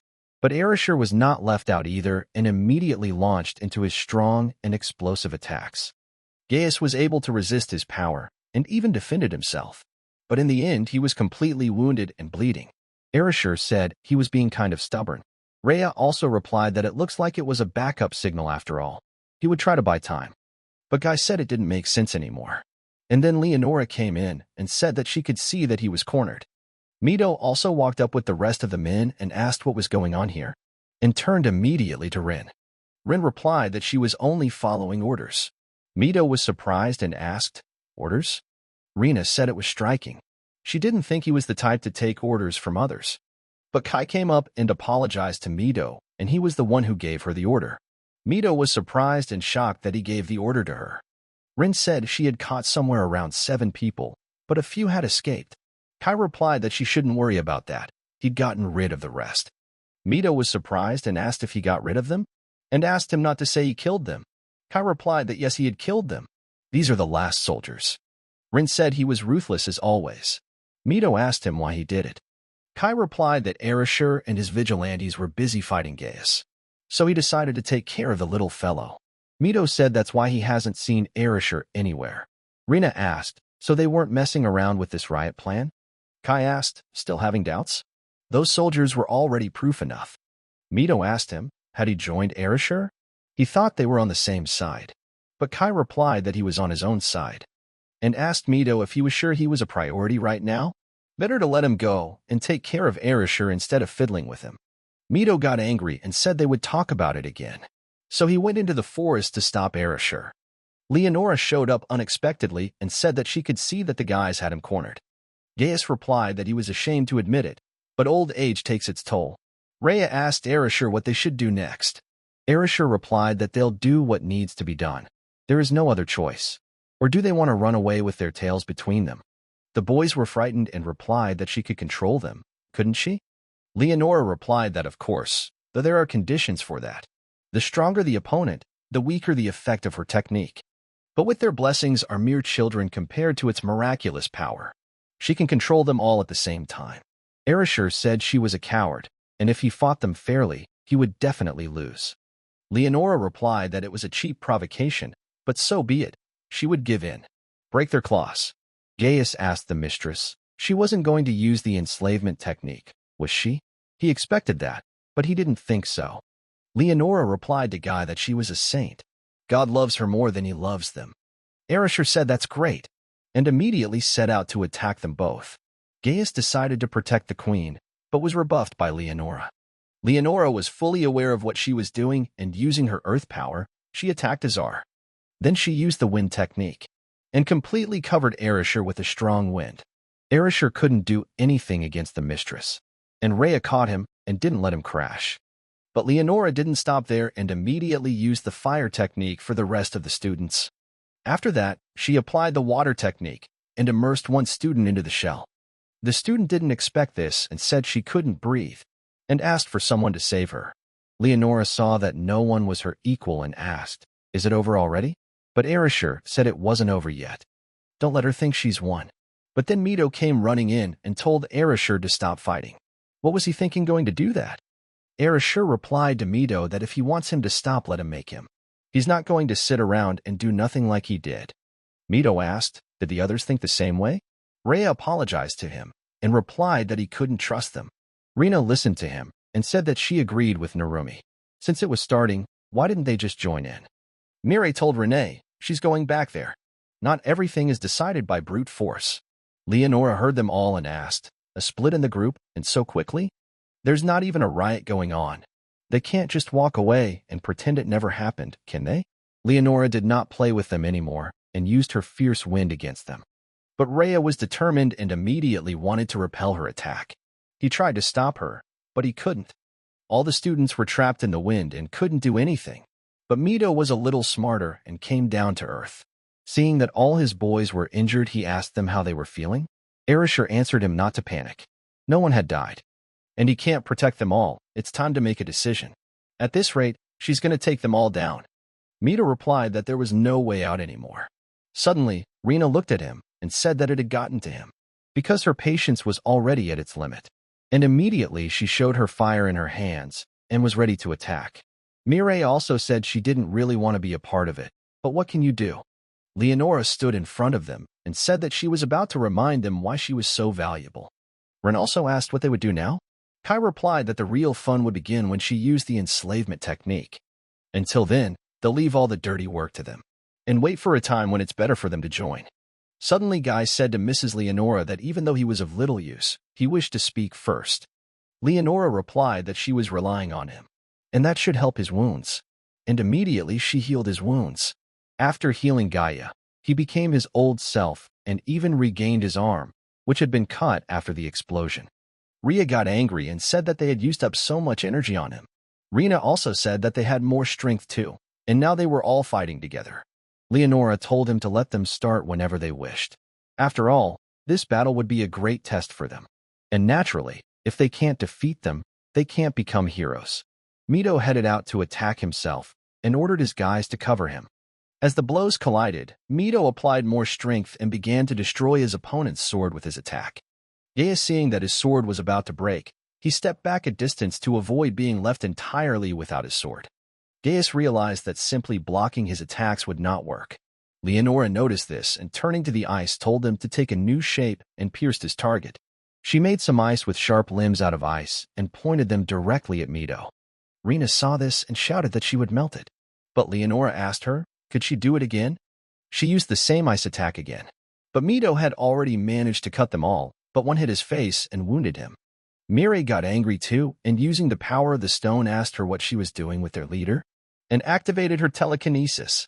And Rhea used wind manipulation and activated it, and used the wind torch, directing a unified attack with her. But Leonora just stood still and at the last moment used her powers and shut down the guy's powers. Leonora said she was God's favorite, and witchcraft and blessings don't work on her. Kai at this point looked at everything behind the stone and thought about the blessing of the saint. Opening his eye, he saw her defense stats were low, but she didn't really need them. And the physical attack should work, but Gaius protects her from that. Ereshkigal wasn't left out either and immediately attacked the old man. Gaius stopped him and said that a simple leg kick without an explosion was out. Ereshkigal replied that he could do it without it. Ereshkigal got very angry and told Mito that the old man would only stay on him and let him deal with that girl. Mito thought that if her blessings didn't work on her, then his sword wouldn't help either. Suddenly, a student ran up and gave him the sword and told him to try this one. Mito took the sword in his other hand and thanked the guy for the fitting. But Leonora said he was a sight to behold. And finally got the resolve to fight? Mito replied that someone had set his mind right, and threatened Leonora that he would behead her. Leonora saw that the guy was serious and immediately attacked. But Mito stopped and repelled her attacks. Rina said that until her blessings work on her, they are no help there. Ria replied that they couldn't help Ereshkigal either. They were fighting close to each other. He'd get hit too. Mirai said they'd only have to watch, and they'd only get in the way. After watching the entire battle, Ereshkigal kept up with the old man and tried to destroy him as promised. But suddenly in the moment, Guy got distracted and was a bit surprised. And Ereshkigal took advantage of that moment and made a strong attack. After that, Ereshkigal started laughing and asked, "What's wrong? Why is the old man slowing down? His wounds may have been healed, but his strength had not increased." Gaius replied that he had said someone who was no longer able to use the blessing. Leonora used a fire attack at that moment, but Mito dodged them and didn't get hit by the fire. He knew it was useless.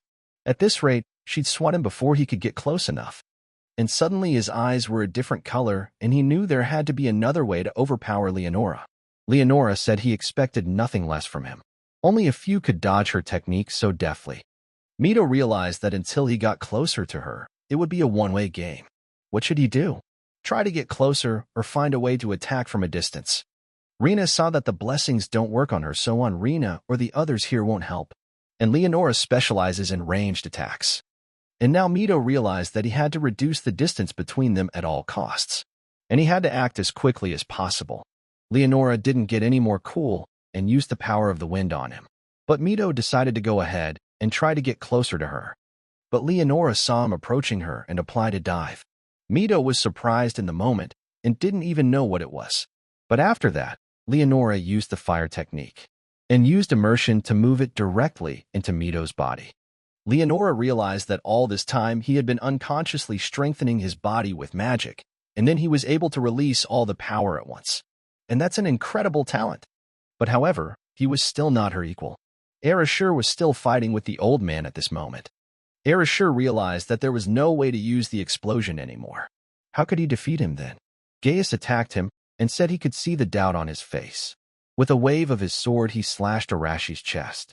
Ereshkigal was surprised and didn't realize what was wrong with him. After all, he was losing to a half-dead old man.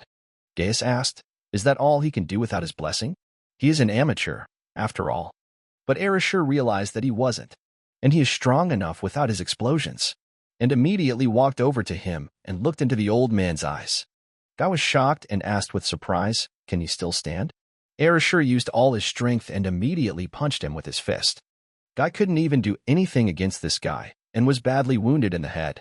Erasure said he'd won, the bloody old man, and Streak's sword was still hanging from his body. Mito also realized that it wouldn't work that way, and he has to protect everyone, and he doesn't want to watch his friends suffer. Leonora said he was surprisingly resilient. Mito didn't talk long and said he was on his way to her.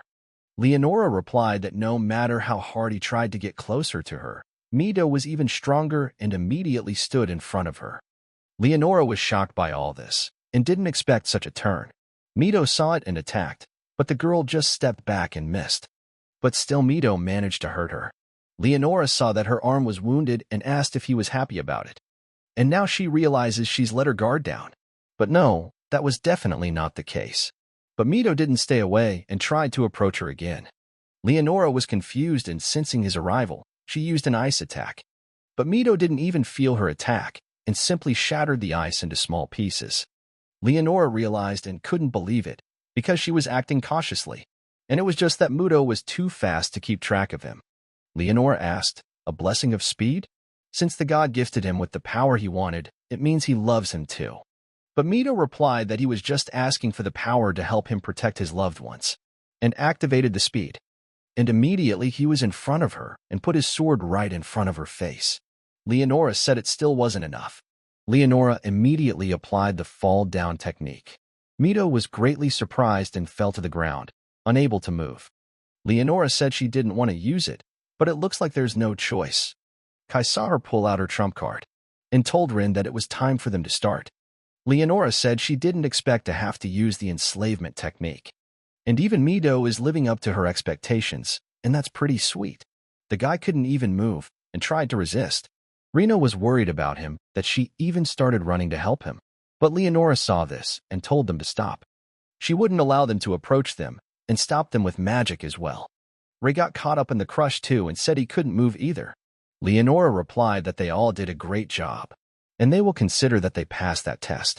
And though Gaius's defeat, he did not foresee that there is always another night, and any problem is solvable as long as the hero candidates are under her control.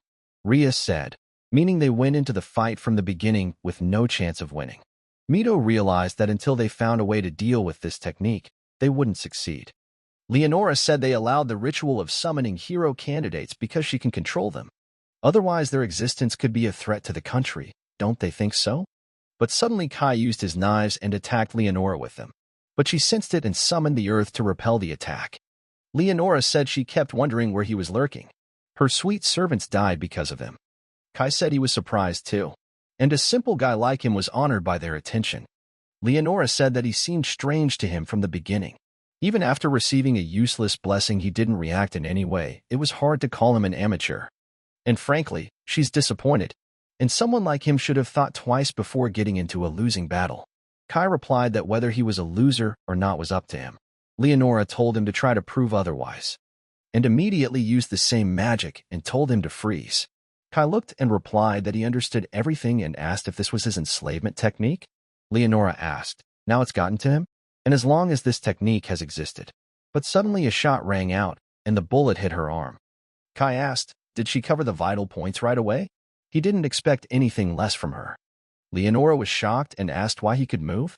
She had used the enslavement technique on him. Kai didn't stop there and immediately fired another shot and hit him right in the stomach. Leonora asked what kind of weapon was that, and realized that her defenses weren't keeping up with it. Kai replied, one of the deadliest weapons from their world. He didn't have much ammunition left, so he tried not to use it often. Leonora kept repeating to herself to keep them calm.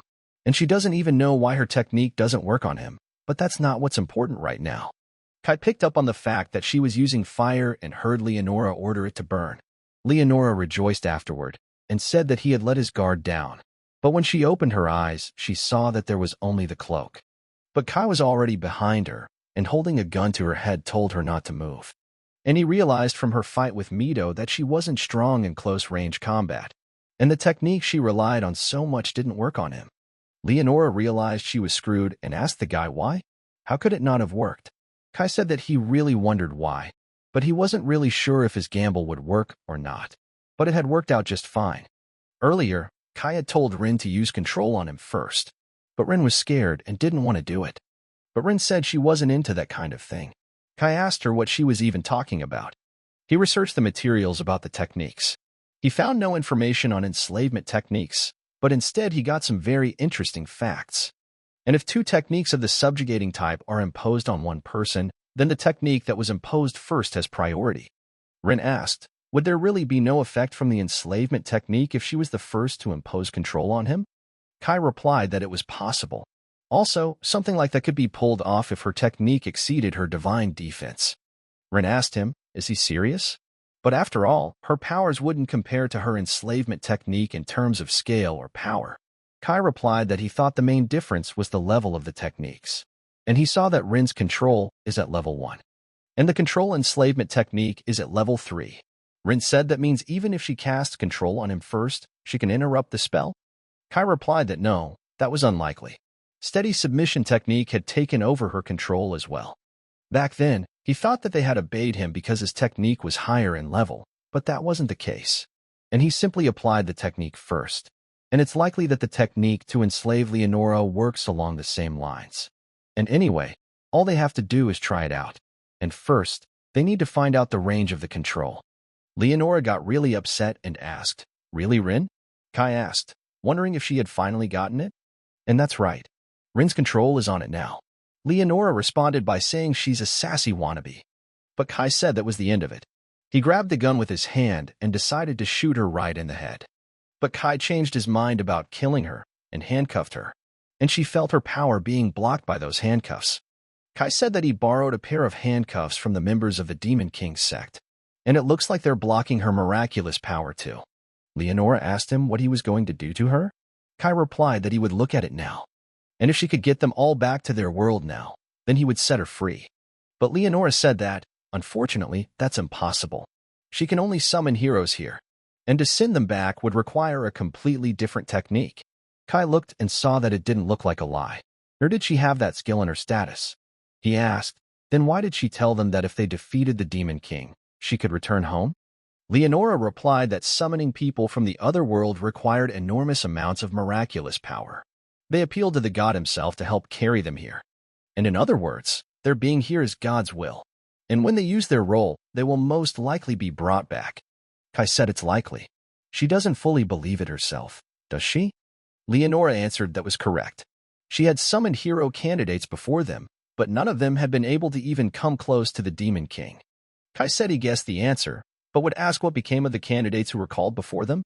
Leonora replied that almost everyone had been killed by the Demon King's army, and there might have been survivors, but he didn't know where they were hiding.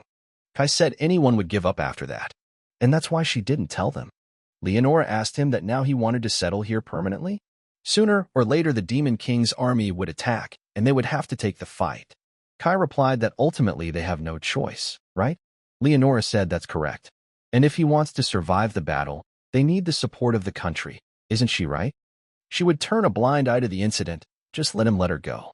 But Kai raised the knife and told her to die. But Mito came over and told her to make him stop. Kai asked him why he was stopping him. It seemed to him that he had already decided to cross the line. Had the naive thoughts not yet been completely beaten out of him? Mito replied that he had agreed to help because he believed that Leonora knew how to get them home instantly. And since that's not possible, he'd rather keep his status as a hero candidate. Kai said they already had a riot. Did he forget?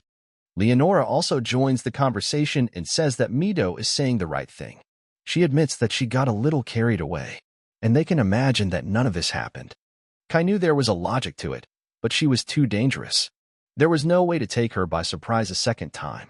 And really, all she wants to do is kill Rin. And maybe once they free Leonora, she'll attack Rin right away. Mito says they will not get away with killing a saint. They would take Leonora's oath that she would treat them better from now on and set her free. Mireille also replied that she agreed. Not all of them know how to fight. And if they become criminals, then defeating them with the Demon King would only be a dream. Rina said she's in, too. And she thinks they'll find a way to make her keep her promise, right? Rhea replied that no, he's on Kai's side. He doesn't trust her. She's almost killed them already. What's to stop her from finishing what she started? Mito replied that, frankly, he agreed with him. But if they killed her, they wouldn't stand a chance. Kai realized that Mito's concern was understandable. The safety of the entire class was important to him. And on his own, he would be able to survive, but one must not act rashly. But suddenly Kai looked closely and saw that this was it. He pulled the trigger without thinking and shot her in the head. Everyone was shocked and didn't expect him to shoot her. Mito got angry after that and shouted at him. Kai didn't talk to him further and let off a smoke grenade and said goodbye to Mito. Mirai said he killed her before they even came to a mutual decision, inexcusable. Rina said the same thing, that he was only thinking of himself as always. Rhea thought too, did Kai really do it? Rin walked over to the body as well and couldn't believe that he had actually killed her. Everything had happened just as Kai had said it would. Earlier, Kai had told her that he would tell her what happens next. And their main goal is to capture Leonora and find out from her how they can return to their world. And if it's found out that she's incapable of it, he'll kill her. Rin replied that she understood. However, even if it turns out that it's not so easy to return to their world, Mito will still protect Leonora. At which point he will kill her and run away. Rin asked, does he really want to take all the blame for killing the saint? Kai replied that it was for that very purpose that he had allowed some soldiers to escape. And so they would create the vision that he alone had started the riot. And if he was the only one considered a criminal, they would be able to return to the country without any problems. Rin asked, but would everything go so smoothly? Kai replied that this was where her powers would come in handy. If something went wrong, let her use her control to make sure the negotiations with the country went smoothly. Rin asked, then what would he do? Kai replied that he would be fine on his own. There was no need to worry about him. Rin stayed with the rest of the guys and looked up into the sky to see that it had changed color. But the head of demons asked the candidates for heroes wanderers from another world, blessed by the god. The servant replied that yes. They made several attempts to eliminate them, but they all failed. The head said not to worry about it. In the end, their actions in enemy territory were limited. And even if they left them alone, they would show themselves sooner or later. And war with humanity, he thought they'd easily trample them. But this is much more interesting. Kai said goodbye to the boys and went into the forest alone. He began to survive in the way he only knows how. Kai said he was on his second day of walking, and judging by the map, there should be a town nearby. When he saw a mountain in front of him, he thought he could climb higher. As he climbed the mountain, he saw a city in the distance. And he thought it was him. It was about half a day's journey away. But Kai decided he would head into town. Kai looked around and didn't get there until nightfall, but that's even better for him. And he doesn't think the Saint's killer will be allowed through the main gate. But who knows what they would do to him. And then Kai decided to throw a hook and climb over the wall. Kai climbed the wall and realized that the first thing he needed to do was to get some money. But he remembered that he had borrowed a little from the dead soldiers earlier, but it wouldn't be enough for long. Suddenly, on the way out, he saw that another bar was open, and there was no better place to gather information. Upon entering the bar, the chief met him and asked him what he would be ordering. Kai set down his backpack and answered that he would like an ale and something to eat. The drunk who was sitting next to him said he'd never seen him here before. What is he, a traveler? Kai answered that he had to flee his hometown. Now he is looking for a way to earn a living. Alkash asked, did his town happen to be attacked by the Demon King's army? They're a real disaster. Kai realized that he had made up his own story, and it had worked out well. He said that maybe the alcoholic himself, he knew, where undocumented refugees are hired here. The chief replied that at this rate he should be an adventurer. And here's his ale. Kai asked with surprise, adventurers? And what do they do for a living? The chief replied that the regular guild issues him various issues. The most common is destroying monsters. The alki also said it's not a job for slackers. He ain't gonna get killed? And he could tell right away that the kid's no pushover. The alki asked, the guy in charge guessed? Although, he's traveling alone, so it's not surprising. Kai replied that he could kill the monster. Kai asked, and how does he become an adventurer? The chief replied that it was easy. All you have to do is register at the guild in the center of town. They're always short of free hands there, and they are not picky about the documents. Kai looked at it and said that the person in charge knew a lot. The chief replied that he used to be an adventurer himself, but he had been shot in the knee and that was the end of his road of adventure. Suddenly he brought him food. In the morning Kai opened his eyes and saw that it was dawn. Kai went downstairs and thanked the girl for letting him stay the night. And he thought he would stay here for a while longer. The girl smiled back at him and thanked him in return for choosing them. Kai headed into town and he noticed that even seeing his face, she didn't react in any way. And photography hasn't been invented yet, and he thinks there's no point in being overly cautious. But Kai saw the flag on the house and saw that's where he needed to go, and that is the Adventurers Guild. As he opened the doors, he saw that the place had many visitors and everyone knew each other. Kai looked around and saw that there was a registration desk to that side. When he approached, he said he wanted to register as an adventurer. The girl replied okay and said that the registration fee was 1 silver coin. And would the gentleman be satisfied with that? Kai gave the token to her and answered that he did.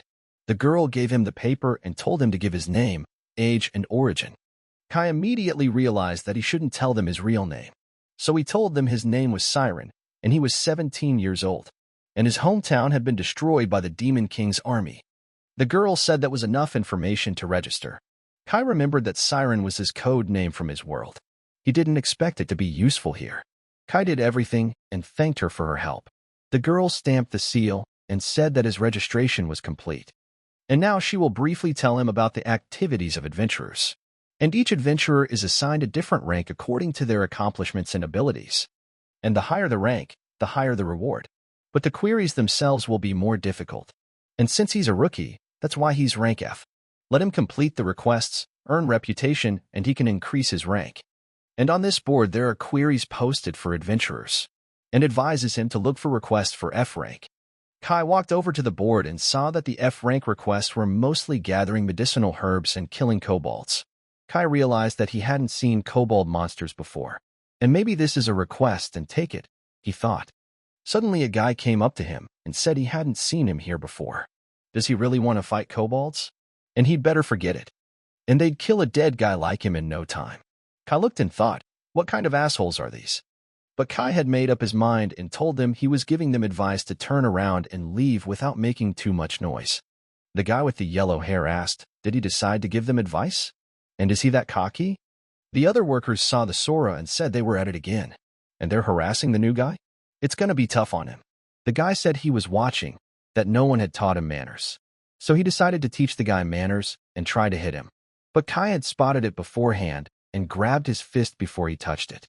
The guy got angry and asked him to let go of his hand, and asked him what was wrong with him, and ordered the boys to teach him some sense. The boys heard the order of their chief, and all at once they swooped down and tried to grab him. But after that, Kai didn't play with them for long and knocked every single one of them out. Kai didn't say anything else, and as he walked away, he couldn't believe that these were mid-level adventurers, and they were many times weaker than any hero candidate. Upon entering the city, he immediately decided that it was time for him to fulfill the request. So he went straight to the forest. He figured that if the information from the query was to be believed, the kobold base should be around here somewhere. He suddenly saw that there were monster footprints on the ground, and they were very fresh. He looked and realized they were leading him this way. And if you look closely, they look like animal tracks. But he was getting a little curious as to what those other tracks were. And he noticed that they were very good at hiding their presence. And maybe they are kobolds. But suddenly he felt someone standing behind him, and he smelled like a wet dog. The monster immediately attacked him with his sword, but Kai dodged its blow and stepped aside. Kai saw the sword in his hands and realized that he had taken it from the men. But another one ran up and attacked. But Kai was faster and immediately dodged it. When he saw the dirt under him, he threw it right into the monster's face. But it turned out to be much more complicated because the monsters surrounded him from different sides and began to attack one after another. But Kai decided not to let them all live, and taking away the monsters' weapons, began to slash each one. But in a moment, one of the monsters was greatly surprised by his abilities, but Kai turned around and threw 3 knives at him and didn't leave him a chance. After finishing off all the monsters, he felt that the assessment had activated, and saw that finishing off such a monster wouldn't be any difficulty, and maybe even a couple more kills to make money. Arriving back at the clan, he set all the loot in front of her. Kai told her that he had brought their ears as proof that the kobolds had been killed. Would that be enough? He asked. The girl answered that he did, and he gathered so many and single-handedly killed them all. Kai didn't hold back and answered that yes, they were harder to find than to kill. In truth, Kai realized that his combat skills were sufficient, but his exploration of the territory was suffering. The girl asked the guy, did the kobolds give him any trouble? Perhaps he had already registered with other branches of their guild, and hadn't he been assigned AC rank? Kai replied that no, he was new at this. The girl was surprised that he was new and stood up and said that she understood and asked him to wait a bit while they prepared his reward. In the evening, Kai held his hard-earned money in his hands and was so excited about it that he even threw it in the air and caught it. He realized that even on such squishy monsters, one could make a fortune. Anyway, he would need the money in the future, and he can settle here as an adventurer for the time being. And if he connects with other adventurers, he can get useful information from them. Suddenly, a man suddenly stood in front of him and said hello to him. Kai asked the stranger if he had something to do with him. I knew this one would be stronger than the guys in the guild. The man replied that his name was Lyle, and he was a rank B adventurer, and he deals with the internal problems of all the adventurers in this town. Kai asked, so what of it? Lyle tells the guy that he turns out to be even stronger and asks if he's right. And he's the guy who beat up his guys. He's right about that, right? Kai answered him that they were the first to start. But Lyle said that was a lie. They told him he was the one who attacked the bottom. Kai replied that since that was the case, he had nothing more to say. Lyle jumped on him and shouted at him to stop talking, and he'd have him to answer for everything. At Lyle's first strike, he immediately crouched down and dodged, while the others just stood back and watched him flail his arms. Lyle didn't give up and shouted that this wasn't over, so he decided to land a single blow with his foot. But Kyle was faster than him and gave a hard kick to his legs, knocking him to the ground. Kai told the guy he was fast, but apparently self-taught, and the technique is too obvious and lots of open places to attack. Lyle immediately got to his feet and went to attack again, but with his fists. Kai just grabbed his arm and pinned him to the ground. Kai told him that he was obviously not used to fighting humans, but he understood that he was a monster hunter, so that was already clear.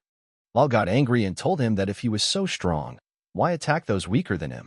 Kai replied that it was a misunderstanding, and he could explain to him how it was. Lyle listened and said that he apologized and that he was wrong. Lyle thought about it and said that meant they'd lied to him, and it was his own fault for not checking, and left them all the signs that they'd been beaten. Lyle told the boys to think about their behavior. The boys all replied together that they were sorry. The guy told them not to apologize to him, but to Kyle. The guys started bowing and apologizing again. Kai said that since they had resolved everything, they could forget about it. He had a couple of questions for him. Lyle replied that he was guilty before him, so he can ask whatever he wants. What's he interested in? Kai replied that he was a traveler and became an adventurer to save up money for the journey. But there's another reason for him. Lyle said he had the strength. It's not about finding a companion, so what is it? Kai replied that he was looking for a way to move to another world. Lyle was surprised and asked, traveling to another world? The guys also asked, is that possible? But the hero candidates are from another world, right? Kai replied that that was correct, and he needed to go back to where they came from. Lyle said that means you need a technique, but they're not masters at it. Kai replied that he realized it wasn't easy to find out about such a thing, but he could use any clue he could get. Lyle said that if he needed a knowledgeable person, maybe the sage Elbin could help him. Kai asked with surprise, a sage? Lyle asked, doesn't he know about him? He is an elf and an advisor to the king.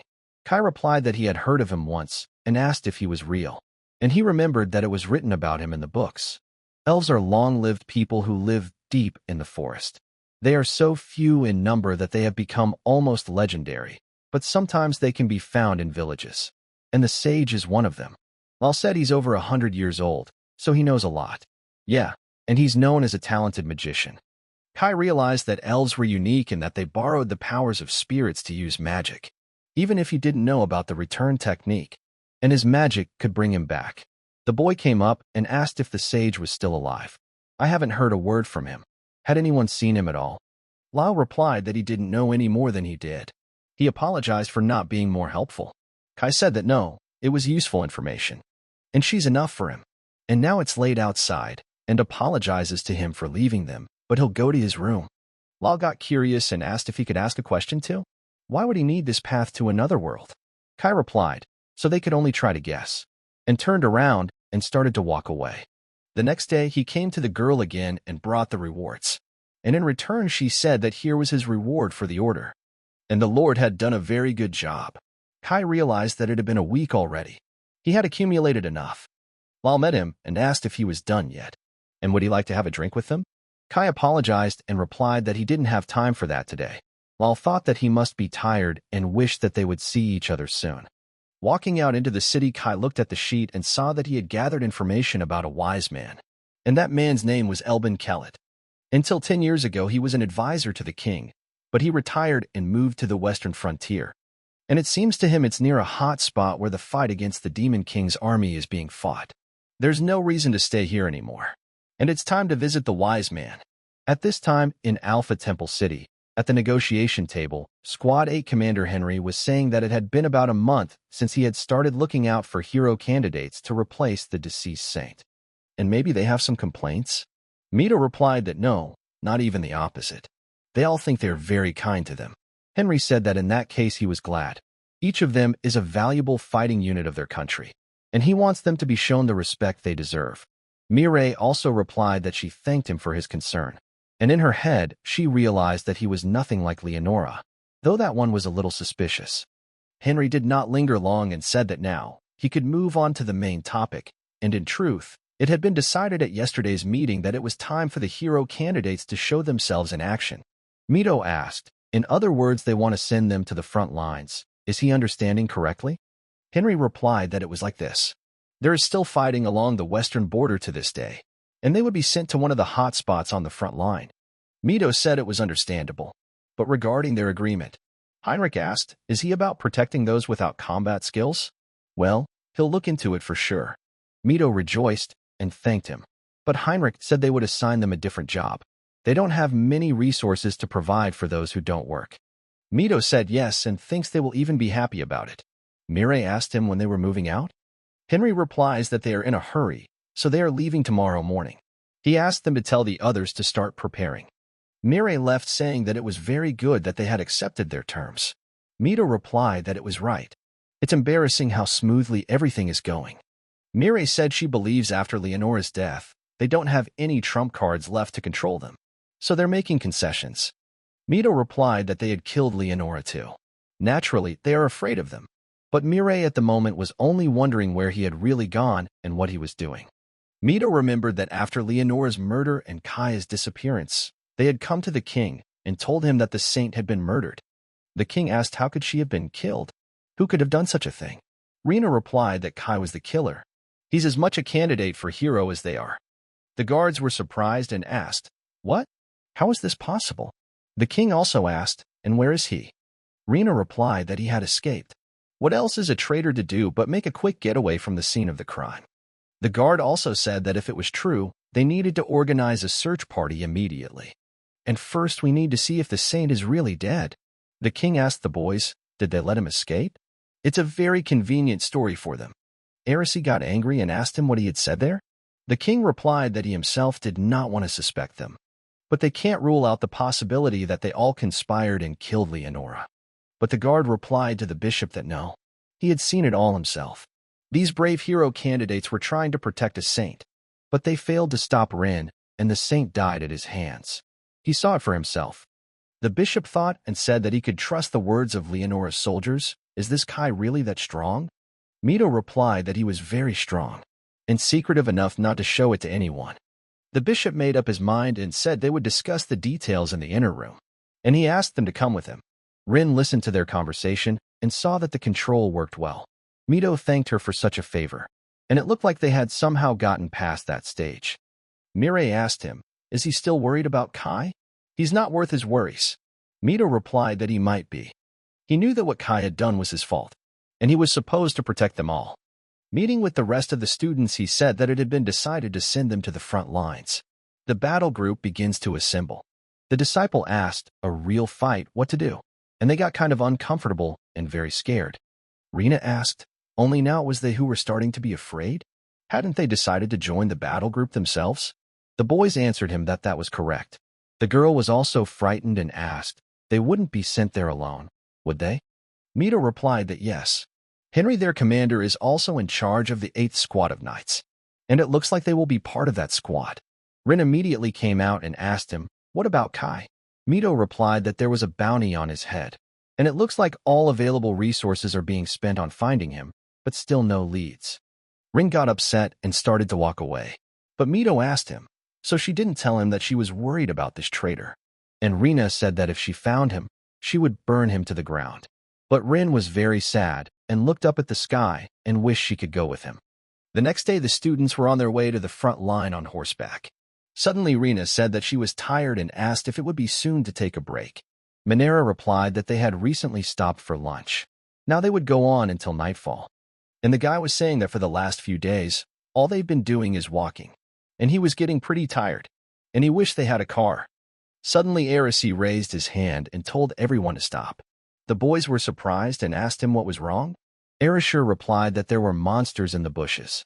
Everyone immediately got ready, but a warrior came up to them and asked why they had stopped. Mito apologized and replied that he thought there was a group of monsters hiding nearby. The warrior asked, "And where are they?" "There is no one here. And even if they are, they've been given a clear order, and they must not stop without authorization." Arashir got angry after his rude words and grabbed him by the throat and lifted him into the air and even threw him off his horse. Mito told him to stop. Arashir asked, why would he listen to a little brat like him?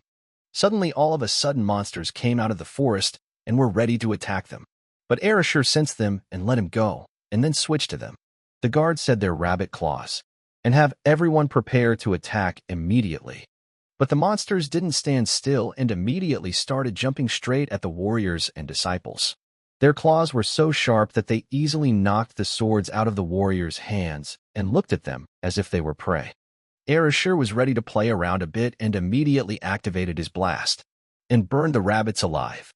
After finishing off one of them, he stepped his heavy foot on its head and crushed the last of it. The guard thanked the apprentice for saving him, but Arashir replied to get out of his way and stay out of the way. Arashir then emerged from his hole of a calm man and proceeded to his new warrior with fiery hands. He didn't stop at one of them and unleashed his fiery fists and proceeded to fight the monsters. The guys saw it and were shocked, and lately her outbursts have only gotten stronger. Arashir had finished everyone off and saw that it wasn't enough, and this way he couldn't get to the bastard. That night he saw Kai holding Leonora at gunpoint and didn't want him to kill her.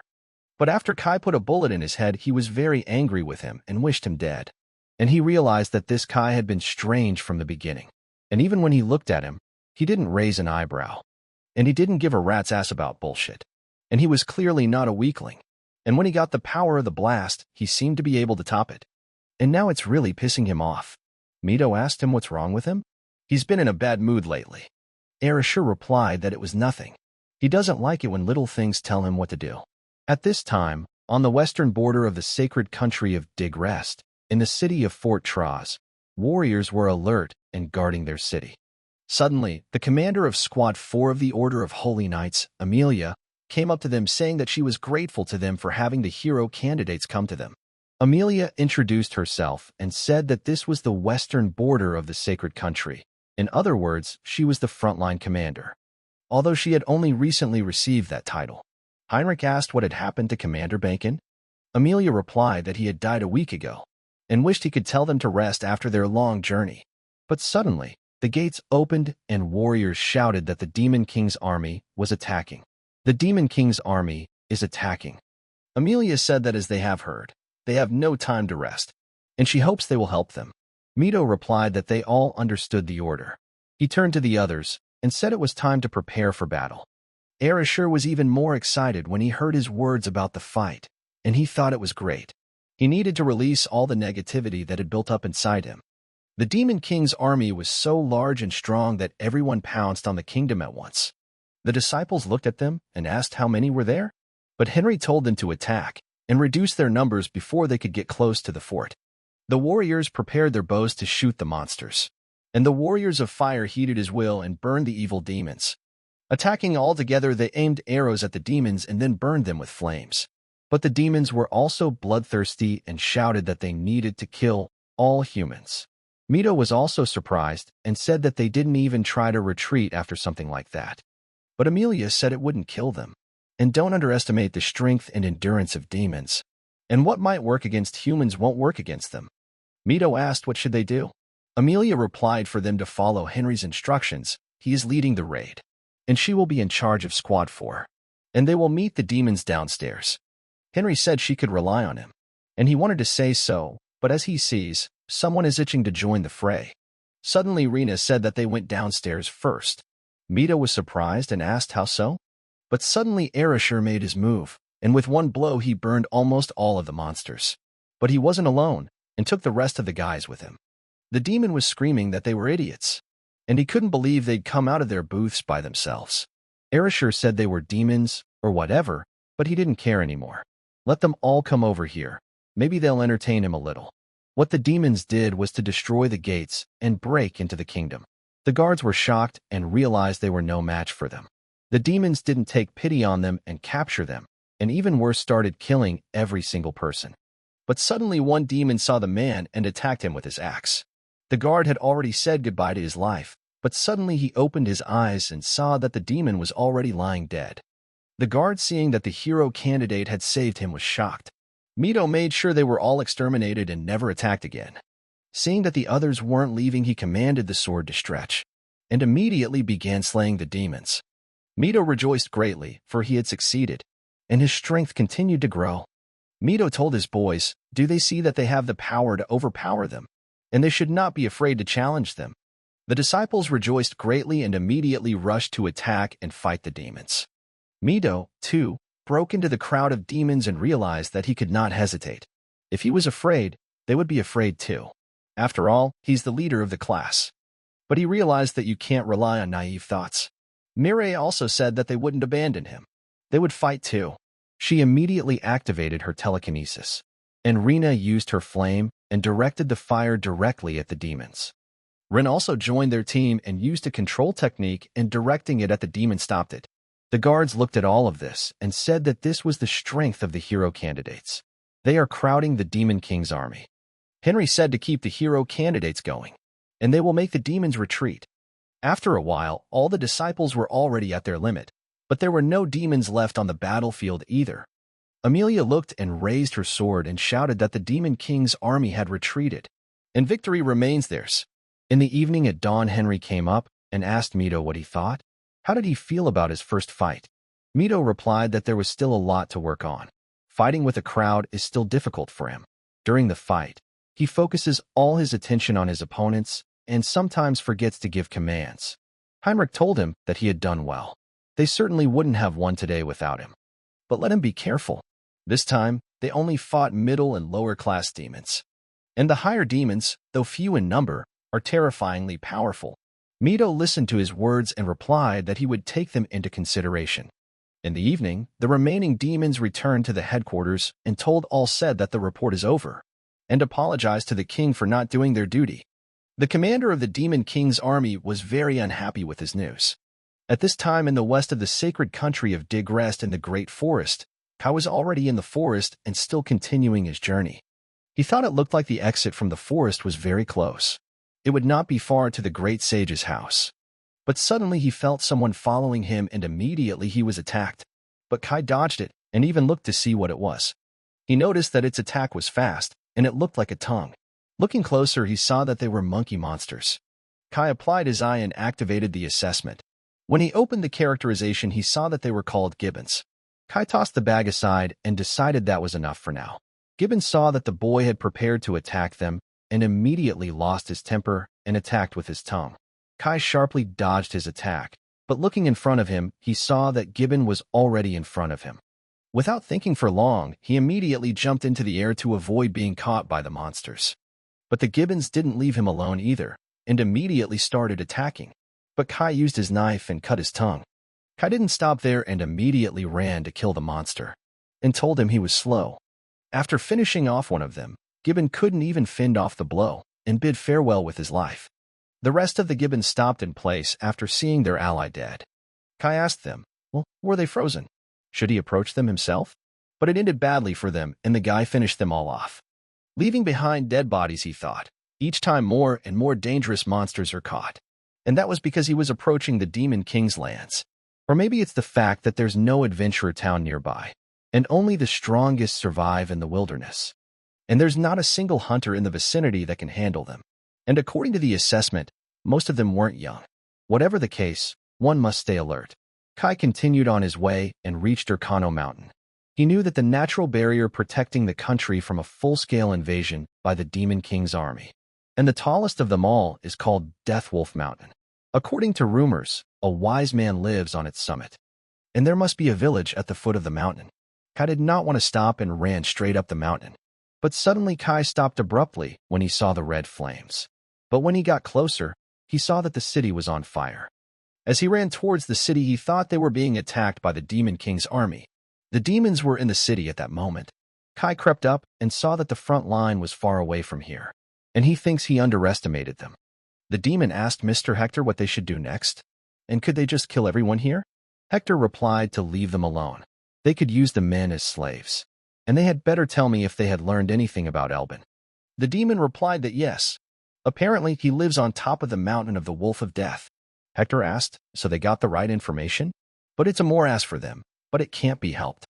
Looking at the mountain, he said the priority was to capture Elben Kelleth, so known as the Sage. And now they would camp for the night and move out at dawn. The demon asked, isn't this mountain home to the deadly wolf and wolves? And you can't subdue them, so you have to kill every last one of them to get to the top. One of the demons was very surprised and asked what? But the other answered that these wolves have highly developed intelligence, so their magic does not work on them. And the 4 heavenly kings can even subdue a dragon, but they can't do it. Hector said he wasn't very good at magic either. There's no point in whining about it now. They can't use it, so they'll kill it and move on. The demons all obeyed the order and replied that they understood. Kai watched everything and saw that it was quite organized. They are part of the elite of the Demon King's army. And then there's their leader, a demon named Hector. And he thinks there are only 10 higher demons in the Demon King's army. Attacking head-on is a bad idea. Suddenly Hector felt that someone was following them. He immediately turned his head toward the house, but there was no one there. Hector told the demons to search the place. There's a spy in here at the moment. Kai changed his seat and saw that it was the little smarty pants. The demons started asking where is he? Let him come out immediately. Kai apologized mentally and said that hiding was his profile. But suddenly, out of the corner of his eye, he saw that several demons had taken people hostage. But Kai had left them, and he felt sorry for the villagers, but it was pointless to save them. His goal was the same as the demons, to find the sage. Which means now, he has to get up the mountain before they do, and meet him first. In this world, there is the highest and most dangerous of the Urkano Mountains, and it is called the Mountain of the Wolf of Death. Kai, like a true climber, went up the mountain, and said that of course he would not find a well-traveled path. He could only follow the tracks of the beasts. But now the visibility is poor, the ground is loose, and I'd like to speed up, but you have to be very careful in this place. He could barely see them. These are the same deadly wolves of the Wolfen, and now there are more and more of them on the way. But there were almost no tracks, they had everything under control. Suddenly a wolf howled, and the whole pack came at him from different directions. Kai didn't take any chances and immediately jumped into the tree. He saw that the monster that made this mountain was called Death Wolf Mountain. Of course, it's understandable why most of those who venture up the mountain end up not returning. He decided, at once, to use his mark. But the wolves looked at him as prey and would not budge a step. But one of them was the strongest and smashed his head right into a tree, breaking it. But Kai grabbed one leaf and decided that he would amplify the leaf with miraculous power, and channeled it right into the wolf's body. The force of the attack was so strong that an ordinary reinforced leaf turned into a weapon and slashed the wolf's head. Once down from the tree, the wolves did not leave him alone, and immediately pounced on him with their sharp teeth to tear his body apart. But Kai didn't even bother with that, and slammed his fist into the wolf's head, which even flew off hard and crashed right into the second wolf. But suddenly several more wolves appeared in his path, and the strongest of the pack came out and stood in front of him. Kai felt the body strengthening him. He hadn't expected such results. Leonora had told him that time that hero candidates relied on blessings and didn't know anything about miraculous powers. But with their blessing just children compared to the miraculous power, she can control them all at the same time. And so, she was able to control them all at once thanks to her enslavement technique. You can get rid of this weakness with training and practice, and it is better to control the miraculous power. After all, he will be able to improve his physical stats and will be able to counter the magical attacks of his opponents with something. But it's not as impressive as a blessing, but it is one way to become stronger in this world. And so the time spent learning the technique will pay off. Kai used his knife and immediately cut the wolf and realized that while he would get to the top, one could practice miraculous power as well. Suddenly, a lightning bolt suddenly passed between them, and Kai looked up to say that here came the pack leader. Vol got really angry after everything and opened his mouth, ready to swallow him. But Kai with his speed strode over and cut his head open. After that, he looked around and saw that the others had retreated after the death of the leader. And that wasn't even a problem for him. And these are currently great targets for practice. Kai chased after them and even managed to catch up. But suddenly he saw that they were moving strangely, and he could anticipate their next move. Kai had fought them during the escape, and he was even doing well. But he was ready and he saw everything. As he finished off one wolf after another, he realized he was right. And now he can see about 1 second ahead. Looking at the remnants from the pack, he saw that they were all already scared and afraid of him like dogs. But Kai bared his knife and told them not to run away, and they could practice some more. Finished with everyone else, Kai continued on his way to the mountain. But looking at his hand, he wondered why it could foretell the future. Looking at his characterization, he saw that the display of weaknesses he received with the grade level increasing. And this time, too, the assessment made an effort. All skills are related to vision in one way or another. Suddenly, Kai sat down under a tree and felt exhausted. After all, the summit was near, and he could rest for a while. But suddenly he felt the ground begin to shake. He thought that the Demon King's army was getting close. He immediately went out again on the road, for he had no time to rest. At this moment, at the foot of the Wolf of Death Mountain, the demons were already there and had destroyed several elves. The chief demon said it was the elf who was the survivor, which was to be expected from a girl who called herself a sage's apprentice. The head of the demons said it was time to end it already, and waving his hand at his servants ordered her to be killed. The elfess told them that at this rate, but suddenly one of the demons jumped at her with a sword and wanted to kill her. She was already ready to say goodbye to her life, and closing her eyes she could no longer see anything. But suddenly Kai jumped up and took her in his arms to save her from death, and the demon just missed with his attack. The elven woman was shocked to see that she had been rescued by a human. The demons said it was reinforcements. And who the hell is this? Kai looked and saw that there were 10 soldiers from the Demon King's army, and one supreme demon, their commander. The elven girl asked the guy why he saved her. Kai asked, and she's a disciple of the sage Elben, right? The elfess replied that yes, she did. Kai said that was her reason. He has business with the sage. Earlier, Kai realized that he had already evaluated her. And her race is half-elf, and her skills include magic. The man in charge said he didn't care who he was. After all humans are their enemies at this point. The head ordered the servants to act without change and kill them both. Kai understood at that moment. To gain him the sage's favor, he must save her. So he would have to defeat them first. The demons didn't even waste time, and all of them came at him at once. Kai immediately activated his foresight. He began to notice all their attacks and dodged them. Kai realized during the battle that it was a good weapon, but using it against humans was overkill. He had destroyed a couple of their demons and saw that with foresight in close combat, he wouldn't lose. And the only problem was how long it would be effective, and how many minutes he still had. The head of the demons told them to stay away from him, and attack with magic. The demons understood the order and immediately proceeded. All the demons possessed magic, and standing in a single formation they activated magic bullets. Kai was shocked to see a magic technique in front of him. And then the elf came into the battle and used the dilute technique. Sylph the air spirit. Kai saw that she used the air to repel all the demon attacks and asked, "Is it magic?" He realized that this was a secret technique known only to elves that borrowed the power of spirits. The elfess replied that she did, and thanks to him her spirits were able to regain their strength. The chief got angry and took his sword in his hand and said that they would never be able to do that, and decided that he would handle them himself. Kai was surprised that the big boss decided to come out. He immediately turned to the elf. The elfess asked what was wrong. Kai replied that if she could take out the little bastard, he could kill their commander. The elfess replied that she could handle it, but could he stop referring to her that way? And her name is Maya. Kai threw the backpack away and said he understood, and relied on her, the sage's apprentice. Maya got angry and started yelling at him that her name was different, and you shouldn't call her that. Suddenly, during his attack on the chief, the demon stopped with ease. But Kai didn't hesitate and kicked at his sword to free himself. The demon didn't want to give up either and continued to launch his powerful attacks with his huge sword. In the moment, Kai saw the right moment to strike from above, but suddenly the demon managed to change stance and draw his second sword. As the collision progressed, Kai moved a distance away to catch his breath a bit, but the chief demon said he didn't expect him to dodge in time. but he did hit him. Kai now realizes that this is what higher demons are like. And without foresight, he'd be dead by now. But the demon chief said he was sorry, and if he hadn't been human, he would have had a chance of defeating him.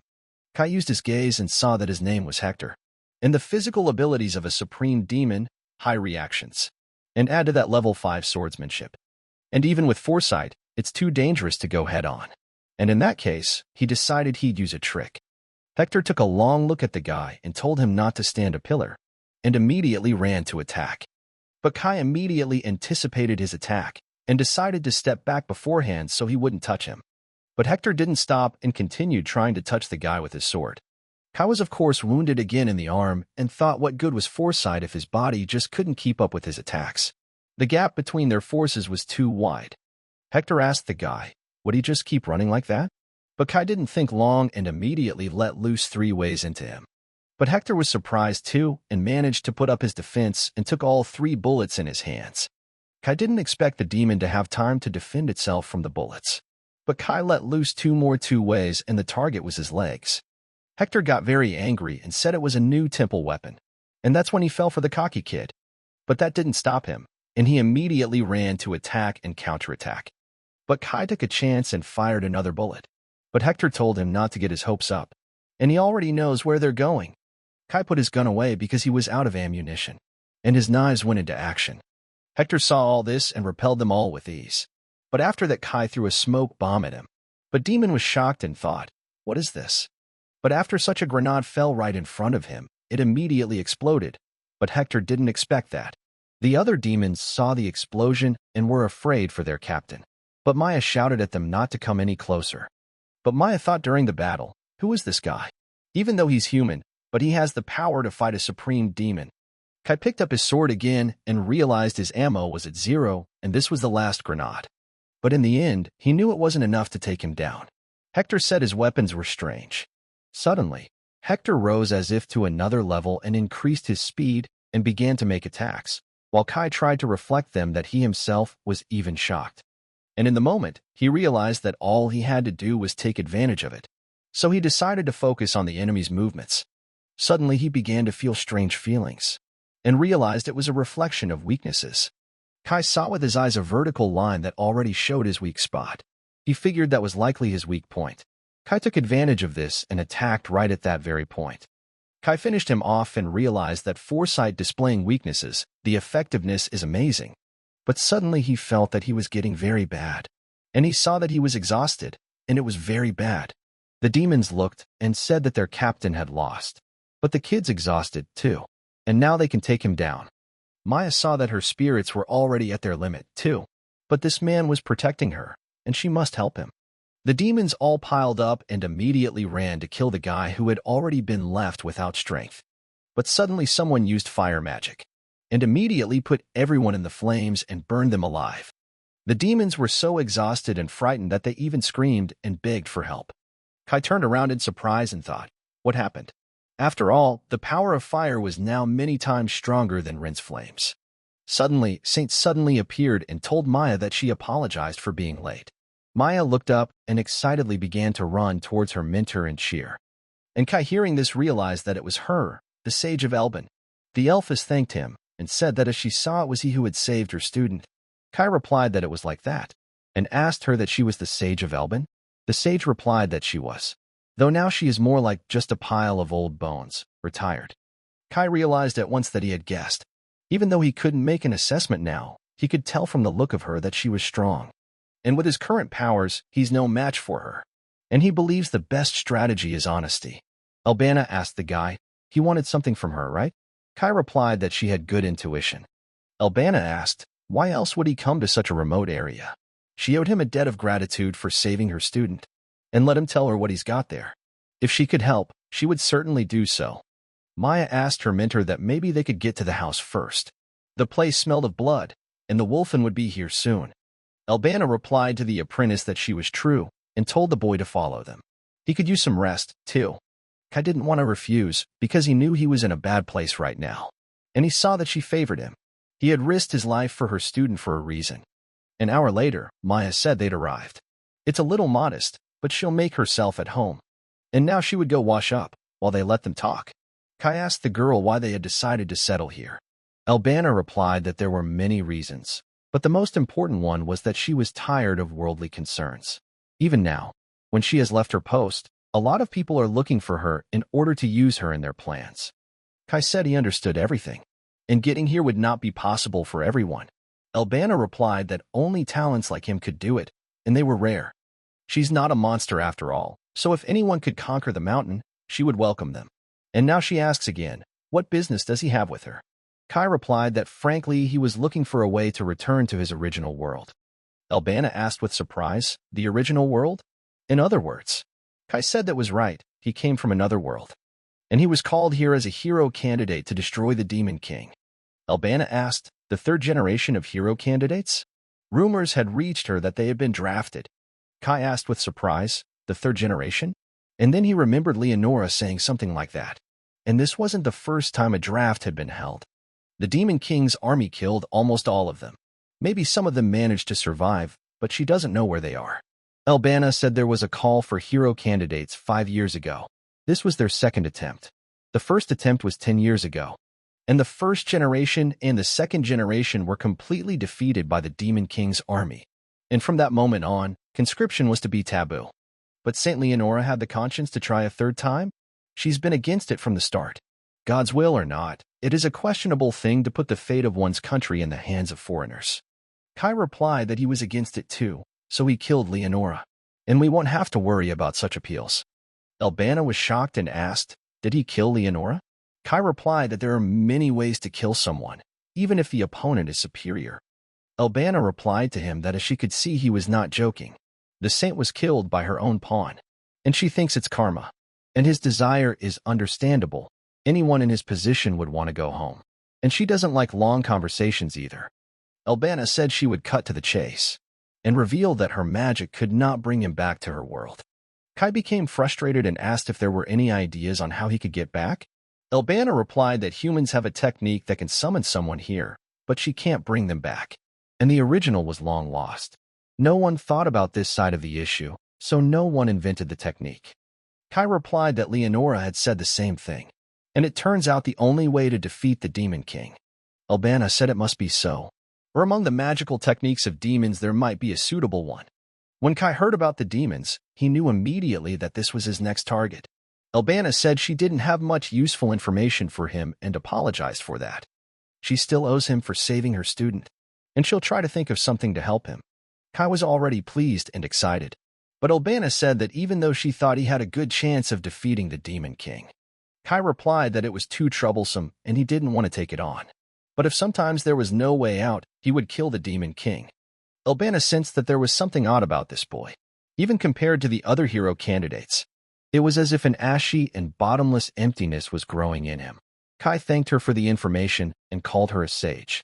And if she finds out anything, she can give him a message through the Adventurers Guild, and she'll say it's for Serena. Albana thought at that moment whether she could definitely trust this boy. Suddenly Maya came out of the shower and said it was so refreshing. Maya sat down on the couch and asked the guy if he wanted to take a bath too. Climbing a mountain and fighting to the death certainly hadn't made him any cleaner. Kai replied that this was true and that he would not refuse. But suddenly Albana told him that she had a proposition for her. Kai asked, and which one? Albana asked if he wanted to take her student with him on the journey. Maya was totally shocked and asked her, is it her? Albana asked her, does she see another student here? Maya could help him reach his goal faster. But Kai thought about it and replied that he refused, and he wasn't going to carry around such a noisy lady. After the conversation, Kai headed through the eastern region of the Demon Kingdom of Valder, and arrived at the front line with the sacred kingdom of Digrest. Kai looked up at the sky and said that it was good weather, and he had heard that the Demon Kingdom had a harsh climate. Maya replied that these lands used to belong to the sacred kingdom. The deeper one went into the Demon Kingdom, the worse the climate would be. Kai was surprised and asked that these lands were occupied by the Demon King's army. Maya replied that originally there was a large city of Neutrat on the western slope of Mount Erkin, and villages began to form around the city, but now Neutrath is under the control of the Demon King's army. They use it as a base of operations, and that's where they're headed now. They should be there in 2 days. Kai said he thought he already knew the answer, but what happened to the people of Neutrat? Maya replied that half were killed, half were made slaves. some managed to cross the mountains and escape. Kai listened to her words and said that it was more clear now, and noticed that she knew a lot. And it was not for nothing that he took with him. Earlier, he had told Elbana that he refused and was not going to carry such a rowdy lady around with him. Maya also replied that she didn't want it herself, and he didn't give up on a warrior like Kai. Elbana told the boy not to talk like that. He is quite new to this world, and Maya can help him. Her knowledge is quite extensive. Kai replied to her that even if that was true, what benefit would it be to her to go with him? Elbana said this child has not yet seen the world. Too young.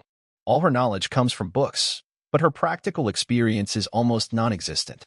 She thought about sending her on a trip, but alas, she is too worried about her student to send her off to an unknown destination alone. Kai asked her, is that why she decided to dump her on him? She could babysit her herself, right? Elbana replied that she was no longer strong enough to go on long journeys. From a human perspective, she might look young, but her strength was running out. And then he showed up and saved her student. Maya replied that she was grateful, but immediately averted her gaze. Kai said he was going to the Demon Kingdom this time. It's gonna be dangerous there. If she gets in the way, he'll just leave her behind. Elbana asked her student, what would she say? In the end, it was up to her. It is her life, after all. Maya, hearing about her life, answered her mentor that she agreed. She would go with the man. Once on the road, Maya was not used to traveling.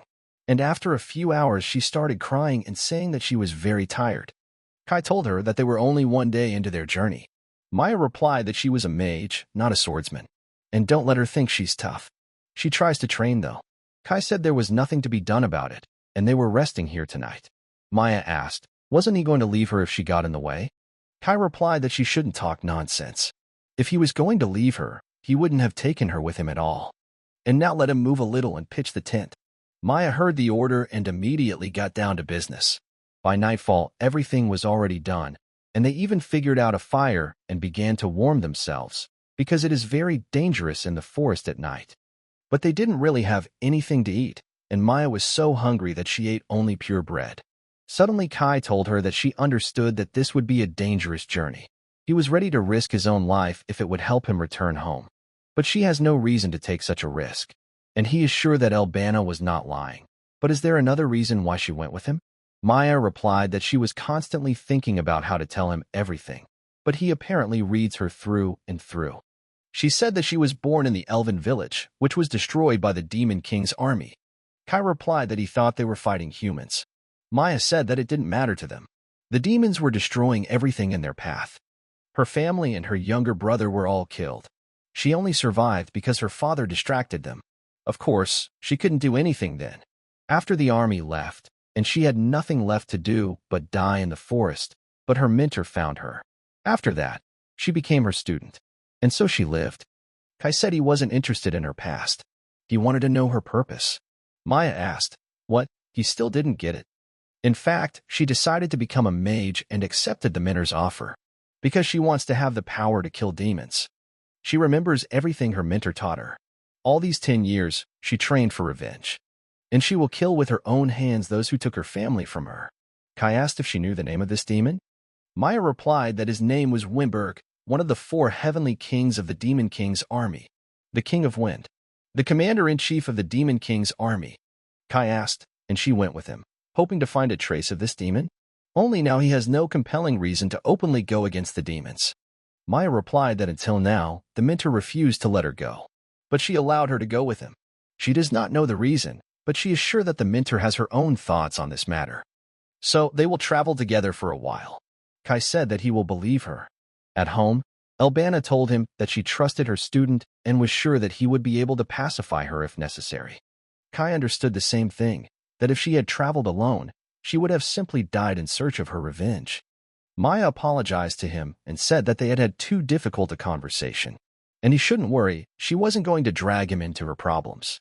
Kai understood that she wanted to do everything alone, and he answered her that everything was fine, and that would be the end of it.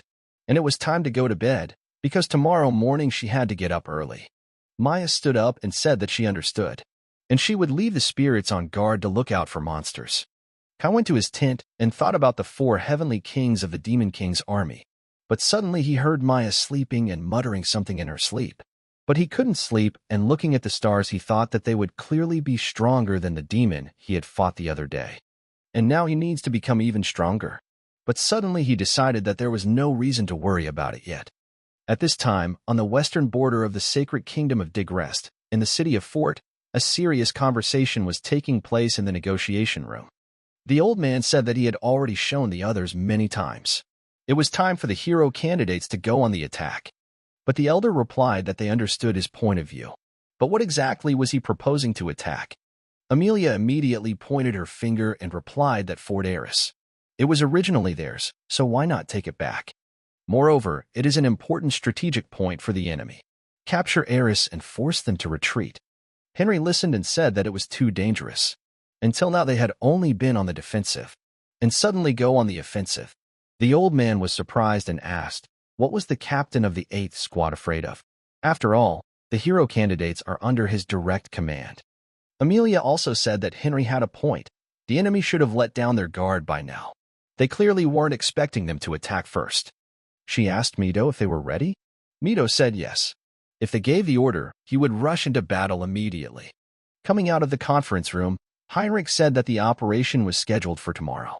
Amelia was in too much of a hurry. Mireille felt uneasy and asked if everything would be okay. Everyone seemed confident about it. But Mito said it was better to attack now, while the enemy was recovering, and he didn't see anything wrong with that. Henry replied that they relied too much on their strength. That was the only reason they insisted on attacking. But they were strangers here, and he could not object to the orders of his superiors.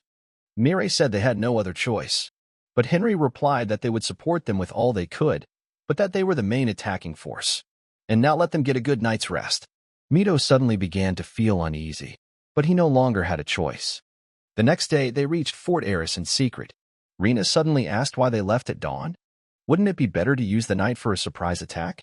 Heinrich replied that demons have well-developed night vision, and at night they would be at a disadvantage. Mito decided that they needed to go over the plan again. Their goal was to eliminate the local leader while the main forces were distracted. And most likely, their leader is a higher demon. Only he will fight him, and they will take advantage of the moment and start running until he notices them. Suddenly, the warrior came up and told the captain that a message had arrived from the main squad, and it was time to begin the operation. Heinrich replied that he understood everything and told the boys that it was time to begin the operation. The warriors led by Amelia were already in the city and were fighting the demons. The demons were so terrible and evil that they tore everything apart in their path. Amelia attacked them from her horse and shouted to her army to destroy the demonic army. But the main demon was on the tallest building all this time and watched everything that was happening. But Mito and his team were already inside the building and heading towards the Demon King. But the king was guarded by demons, and when he saw people, they asked who they were. But Mito did not communicate with them and cut them into small pieces with his sword. The students saw this and told the captain that he was a great guy, and you can always rely on him. But Henry told him to stay alert, and probably their leader is in the next room. But suddenly demons appeared in front of them and shouted that there were strangers in the castle and they needed to be killed. Turning around, they again saw that they were trapped, as they were surrounded by demons on both sides. The students shouted that it was a trap. What should they do next? Heinrich said that the 8th detachment would cover the rear, and let the hero candidates go forward. Mito replied that he understood the order, that they were counting on him, and he decided to turn to Renee. But Rena had already understood everything and told him that he didn't have to say it, and she released her fiery flame right onto the demons. The demons were unable to cope with her fire, and immediately everyone died on the spot, without even having time to escape. With slow steps, they reached the main gate, and Mito told them to open the gate for him. Opening the gate, Mito was shocked to see the demon sitting on his throne and waiting for them. One of the students asked who it was. Erishur asked the demon if he was their boss. The demon turned towards them and looked with red eyes and replied that his name was Stongai, and he was the king of the earth. And he was one of the 5 heavenly kings of the Demon King's army. Rin asked in surprise, for heavenly kings? But Mireille said it was just a title. But Mito immediately felt that this was not so. After all, incredible pressure was emanating from him. Stongai raised his huge sword and asked the boys if they were candidates for heroes and let them show him what they were made of. Mito immediately grabbed his sword tightly and told the others to be ready. But he tried not to be afraid anymore. and if they lose, then everyone involved in the operation will die. Stongai didn't play around with them and immediately began testing what they were capable of, and immediately attacked. Mito was shocked by his speed and took the blow on himself, feeling that this demon was very strong. The students were all afraid for him, because they saw how serious the attack was, but he managed to repel it. Mito stood up and said that he was fine and nothing had happened. But Arashur decided to attack too and did it in a rat-like manner by attacking from behind. Arashur was about to launch an explosive attack and thanked Mito for distracting him. Arashur managed to do his explosive strike, and the demon didn't even expect one of them to get so close to him. After the explosion, the disciple asked what had happened to him. But upon closer inspection, they saw that the demon had used the earth's protection and had reflected Arashi's explosion. But even so, he also attacked Arashur with a stone and hit him right in the chest. The guy was in shock that he couldn't even feel his body. The demon asked, "Is this all that the hero candidates can do?" Mito stood in front of him with his team and said nothing. But the demon placed his hand on the ground and opened his seal. And suddenly the ground exploded beneath him and a protective material appeared. After some time, human bodies began to appear from the ground, which were created from dirt and earth. The students were shocked by what they saw and asked, "What is this? Are these really golems?" The demon king created clones of himself in the form of golems, and he stood behind them and looked at them. The king smiled, thinking that the students were too weak, and gave the signal to his creatures to attack. Mito got ready and told them not to let them get close to them. Rhea replied that he understood everything and started to act. Rhea immediately saw them approaching and used the wind cutter, and aimed it straight at Golev, but nothing happened. But suddenly after that, he improved his cutting attack, and cut the golem into several pieces with his attack. Arashur also entered the war and with his explosive fist struck the golem right in the head. After destroying one golem, he saw that they were regenerating again. Arashur asked, "What use are these slow stones?" The Demon King immediately used his powers after hearing his words and began to restore the golem's body. Mito was shocked and couldn't believe his eyes. But the golems that were destroyed were restored again. Arashur was surprised and asked, "Are they recovering?" The golem approached the guy and immediately struck with his fist. But the guy was faster and dodged. Seeing this, the two students took one golem on themselves and both attacked it with their blows. Rin also entered the battle and used magic to capture one of the golems and ordered it to stop. The golem followed the instructions and stopped at the last moment. After all, Rin saw that he would attack the student and decided to save him. One of the students who wielded a spear picked the moment and while attacking shouted, "Now!" And then he began to rejoice that he had succeeded. But the golem was stronger than him, and the spear did nothing to his body. He immediately swung his fist and hit the guy, so he didn't even dodge and flew into the wall. Mireille was also tired of all this and, using telekinesis, lifted the stones above her and sent them straight into the golem. After being hit by the rocks, the golem suddenly dissolved from a solid state to a liquid one. Everyone was shocked and Arashur said that there was not a scratch on him, and he read about it in one manga. Rhea said that in such cases the only way out is to defeat the mage who created them, and he will occupy these golems. Mito agreed and replied that they would deal with the demon, and with the help of speed, he decided to go to the magician. Stongai looked at all this and said that they underestimated him, and again he opened the land filled with seals.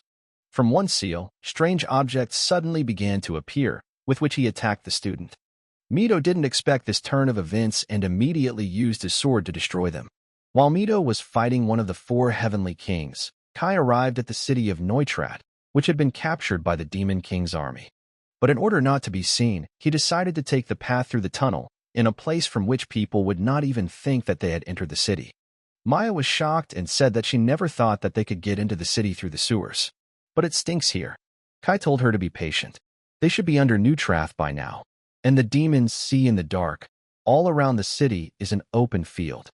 And usually the defenses of large border cities are strengthened. They won't get through head-on. And soon they will get to the surface. Seeing the stairs, he realized that this was the exit to the city. Coming out of the sewers, Maya said that they had finally arrived.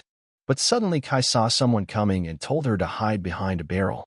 At that moment, the demons were passing through the city and keeping order. But one of them was tired and said that he was bored. The second demon asked him what he was complaining about. They had fallen into the Mistress Witch's guard. Such a chance does not come often. The demon said that just because they came under her command did not mean that they would achieve any military merit. And it doesn't seem like she's interested in all this. The second demon replied that the lady was talented, but her behavior left much to be desired, and it's better not to blab about it again. The demon said he knew. At that moment, the boys were in the corner and hiding so as not to be noticed. Maya saw nothing in front of her and said that they were gone. Kai asked in surprise, "Mistress Witch? Are they talking about the princess of the demon kingdom who rules the city?" Maya said yes. And it seems she was called the Void Witch, and she is the one he is looking for. Elbana had previously said that a witch who could control space lived in the border town of Neutrath, and perhaps she could help him. Kai thought and said that there was only one question left: how to contact her. If they just showed up to her, it would turn into another battle. Maya asked him what he would do. Kai replied that he needed to gather more information first, and let her do as she is told and nothing more. Maya replied that she understood everything. During the day, the city was filled with demons, and even on every corner, all the demons were drinking and talking. Kai and the girl climbed into the house and, observing everything, said that everything was clear. Maya was shocked and said that they have the most ordinary life. She is a little disappointed. Kai replied that they had sufficiently developed intelligence to understand human speech. Naturally, their habits could be human. But suddenly he pointed his finger and pointed it at the children who were slaves and worked for the monsters. Suddenly, the demon got angry at the girl while working and asked what she was doing, and let her move faster. Instead of scolding, he beat her with a whip. Maya was shocked and said that these people were slaves. Kai asked her why she was so surprised, and she should know that they use people as slaves. Maya thought about it and answered that it was true. She knew about it very well. But they are so twisted. Kai looked at her and wanted to turn, but he saw her horrible side. Kai used his blue eye and suddenly heard someone ask if they were demons. In turning around, they saw that there was a demon behind them. Kai immediately grabbed the knife and realized that he hadn't even noticed her. And how could he not notice her presence? But the demon girl said that there was no need for that. She had not come here to fight. Kai asked what her intentions were, and how did she know they were here? He realized she had managed to get close to them. And it's probably some kind of magic technique or some other trick. The demon girl said that strangers had penetrated her barrier, so she came looking for them. Maya asked in surprise, "Barrier?" But she didn't feel any signs of spells. The demon girl replied that it was because no one could detect her spatial technique. Kai immediately thought, what kind of spatial technique is she talking about? And did the evaluation really activate? The girl immediately introduced herself and said that her name was Isabel, and she was the 5th princess of the demon kingdom of Warder. Kai knew immediately that she was the one he needed, but Isabel told them that if they did not answer her questions, she would call the soldiers. She asked what the man and the elf needed here. They didn't look like scouts. Kai understood and was not sure that he could survive the battle against her, and he would like to continue the peaceful dialogue. Kai replied that he would be happy to tell, but it was a long story. Isabel left it at that and said that she was there anyway to kill time. After listening to him speak, Isabel asked him what he wanted to do to return to his world. Kai replied that he had been told that spatial technology could help him with this. Is that so? The girl answered that he was not lying. She could send him to another world. Kai was surprised and asked her if she was lying, and he would never have thought that he would be able to communicate with the witch he needed so easily. And unlike other demons, she does not show any hatred towards people. Isabel replied that for that she needed to know the coordinates of his original world. And where was his world, the one he came from? Did he know that? Kai was surprised and did not understand what she meant. The girl said that the spell itself was not the most difficult, but until she had the necessary coordinates, she would not be able to send him back. Kai asked, and how can he find out the coordinates? The girl answered that there are countless worlds, and finding one is definitely very difficult. Kai made an assessment and saw that the truth says that she is not lying, and he received a useful improvement after increasing the assessment level. Isabel said that it was possible to use his body as a navigator, but it was blessed by the Creator God, so it was impossible. Her technique won't be able to break through the blessing. Kai asked, so he has to follow the will of God? And the only way to get out of here is to kill the Demon King? The girl replied that she could not say that. Kai wondered if there really was no easy way out, and it looked like he would have to do it after all. Kai decided that he would kill the Demon King, and that was it. The girl saw his face and said that it seemed like he had already made up his mind. Kai replied that he would like to return home using magical techniques, but apparently there would be no easy solution. Maya asked her why she was so willing to help them. Wasn't she the princess of the Demon Kingdom? Elizabeth replied that the Demon Kingdom is not eternal either. She has her own interests. Suddenly they saw that she used something and immediately prepared themselves. And the girl opened her portal and told them to take care of themselves. And it will be very difficult for them to escape from this city.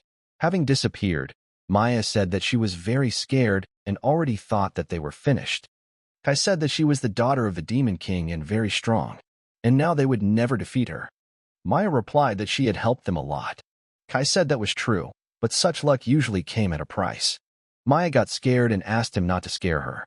But suddenly they heard screams in the city, and Kai asked what was going on. The demons were already ready, and the leader was shouting for them to find them. After all, human scouts had entered the city. Maya said that they had already been discovered. Kai replied that it had happened immediately after the witch had disappeared. Maya asked, so it was she who turned them in? Then why did she leave? And what was the point? Kai replied that it was useless to try to understand her train of thought, and they needed to get out of here as soon as possible.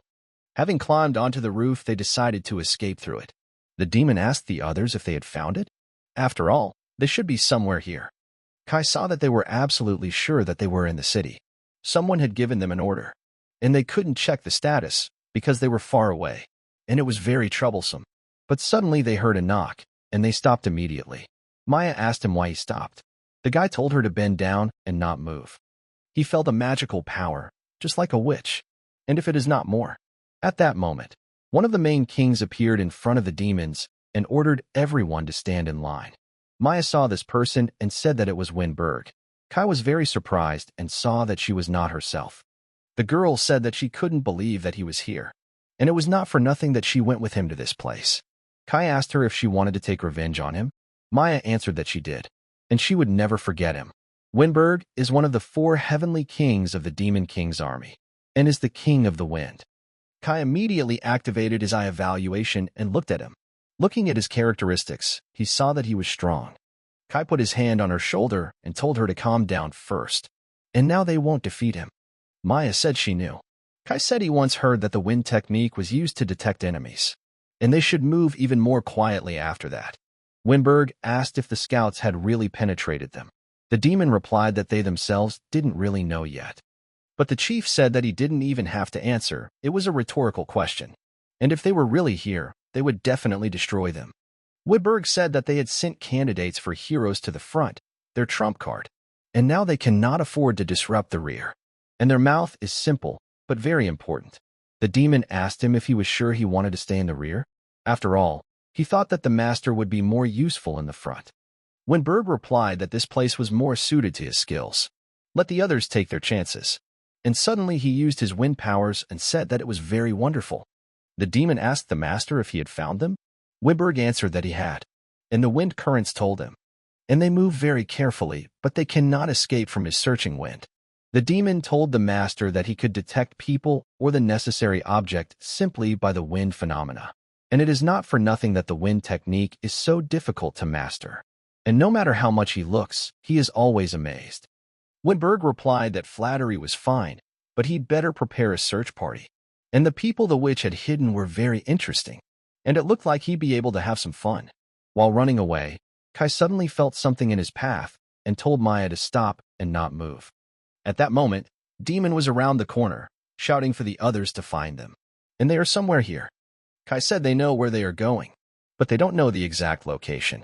And suddenly Maya said that the wind currents began to move somehow unnaturally. The spirits also believe that this is not a good sign. Kai looked and replied that this was a wind attribute search technique, and this was another problem for them. But the girl said that she could use magic to destroy the technique, but they could be discovered. Kai replied that it would be better to leave everything as is so that they wouldn't be caught completely, and they would lose a little tail. And if they were caught, they would simply be overwhelmed by numbers. The demons still couldn't find them and were constantly wandering the streets of the city in search of enemies. And Kai and the girl tried to escape from them, when suddenly one of the demons shouted that they were here and ran in a crowd after them. Maya apologized and said it was all her fault. Kai told her not to worry, they still had the advantage. And besides, she will become bait. Maya was shocked when she heard these words and didn't even know about it. Suddenly, Kai left her downstairs and climbed the buildings. Maya screamed at him to stop, because she couldn't do that. Kai replied that she wanted revenge. And how would she do it if she couldn't even escape from pursuit? The demons shouted that they were separated. Maya did not stop and continued running. But Maya heard already run and decided that she can do what she wants. And immediately woke up her salamander. The demons didn't even know she was capable of such a thing. And they were already on fire and dying alive. After this, Maya began to run further and used this method to stop them. But suddenly there was a stranger among them, and Kai began to cut every demon that was in front. Suddenly the strongest one stopped and asked what that sound was. But when he turned around, he was already in shock because all the others were lying dead on the ground. Kai got close to him too and put a knife to his neck. But Demon said that he was a coward and the guy cut his throat. Maya didn't even look back all this time and continued to run. And at that moment she stopped and used the Undine technique. With this technique, she used a water attack and filled the alley to the brim. But the demons were so huge that the water was no problem for them. And Maya saw that she was able to hold them back. But there was no end to them. But suddenly, in a moment, everything changed, and behind her, the demons slowly began to disappear, and the girl felt better and better. Kai used his stealth and entered the line and began to kill everyone. And the girl saw with her own eyes that they began to become fewer. Suddenly the strongest one remained in the line and, turning around, he was shocked to find that he was the only one left, while the rest were already lying dead in the water. But before he could turn back, Kai took advantage of this moment and stuck a knife into his head. Kai told the girl that she played a great bait, and he managed to kill them without any problems. Maya asked him if he knew that she almost died here, but suddenly Winberg approached the main demon and asked if they caught them. The demon replied that he was truly sorry, and soon reinforcements would arrive, who would start looking for them again. But Winberg raised his hand to the sky and said that it was no longer necessary. This would only increase the number of deaths, and he had already decided that he could handle them himself. At the moment of escape, a wind suddenly appeared, and Maya said that she felt mana in it. The boys stopped, because the wind was coming straight at them, and they realized that they had already been caught. But Maya also decided to use her technique and spread the wind throughout the city and used the wind spirit sylph. But Kai realized that he was already walking towards them, and Wiberg was already above the city and seeing them said that it looked like these were not just rats, but invaders. And Maya, seeing his face in front of her, became very angry and said his name out loud. And Kai said that he thinks they have a chance to take her revenge. And is she ready for it? Maya replied that she had been preparing for this moment for decades, and she would take revenge on him for all the insults he had caused her. Kai used a hidden voice and said that if the battle dragged on, they would definitely lose. And they must deal with him as quickly as possible, preferably with one blow. Did she understand? Kai asked. Maya answered that yes, and immediately summoned the wind spirit sylph, and directed the attack from different sides at the enemy. But Wiberg said he was one of the 4 heavenly kings, the master of the wind, and they think they can defeat him with the wind? He can't even tell if they are too brave or just too stupid. And using his wind seal, he created a barrier around himself. And Maya's attacks simply did nothing to him and were reflected by the enemy's barriers. Kai saw that he had blocked his view, but suddenly Winberg attacked from the barrier. But Kai dodged them and didn't even understand how he was able to catch him and even attack him. Wiberg asked him if he was thinking of closing the distance while he couldn't see him. They had figured it out by now, hadn't they? His spell of searching wind will not let even the slightest movement pass by. Kai realized that he would be a big problem, and even if he had a blind spot, the wind would compensate for it. It was a natural enemy for his killing techniques. But Maya replied that everything was fine, and told him to leave it to her. And again she called upon the spirits to attack. Wiberg was surprised and couldn't believe that she could do that. Maya replied that the search technique works by precisely manipulating the wind. But if she constantly interferes with the wind flows, it will destroy his technique. Wiberg noticed that she knew how his wind magic worked. And how did this elf know his fighting style? Kai also saw and understood that it was amazing, and the thirst for revenge gives amazing effects. Kai immediately climbed the house to attack. But Wiberg noticed him and thought, why would he come so close? But Kai took advantage of this moment and immediately jumped out with his sword, but Wiberg rose even higher and told him that it was not meant to be. Wiberg said that he thinks he can't fly. Kai got angry and remembered about the flying technique like Narumi. Suddenly Maya told him to jump. Kai immediately jumped out after hearing these words, and she helped him get to him with the help of the wind. Winberg was surprised and couldn't believe that he would get to him, and Kai decided that he would kill him while he was confused, and immediately applied the prediction and display of weak points and activated it. His eyes immediately changed color and became red. Kai saw that Winberg would make an attack from his side, and suddenly he noticed that even his weak spot was gone. Winberg started to get angry and said that they even forced him to draw his sword. He immediately used his sword attack to stop the boy from reaching him, but Kai stopped and began to reflect all the attacks. Kai realized that he had used foresight too early. Winberg told him to know that it was he who taught Hector fencing, but suddenly he saw a huge stone flying at him, and he immediately stopped so that it wouldn't hit him. Kai flew down and didn't take any more risks to attack him in the sky, since he lacked the experience and techniques to fly. Winberg thought that such a stone would be difficult to repel with wind magic. They also know earth magic. This is definitely not an ordinary elf. And they destroyed the elven village long ago. And maybe Winberg shouted that it was she who killed Hector? Maya replied that yes, it was her. And now he knows what it's like to lose someone close to him. Winberg thought and said that he understood, and that meant she was a survivor from that village. Maya replied that it had been 10 years, all those years she had been training to kill him. Winberg started laughing and said it was nostalgia. He still remembers that day. It was so much fun. Maya was so shocked by his words that she even froze. And Winberg said that all these screams and cries, each of them fought not for themselves, but for the lives of their loved ones. They begged for mercy for just one. Even he was touched. And it was so wonderful, watching them fall into despair. Maya got angry and started to lose her temper.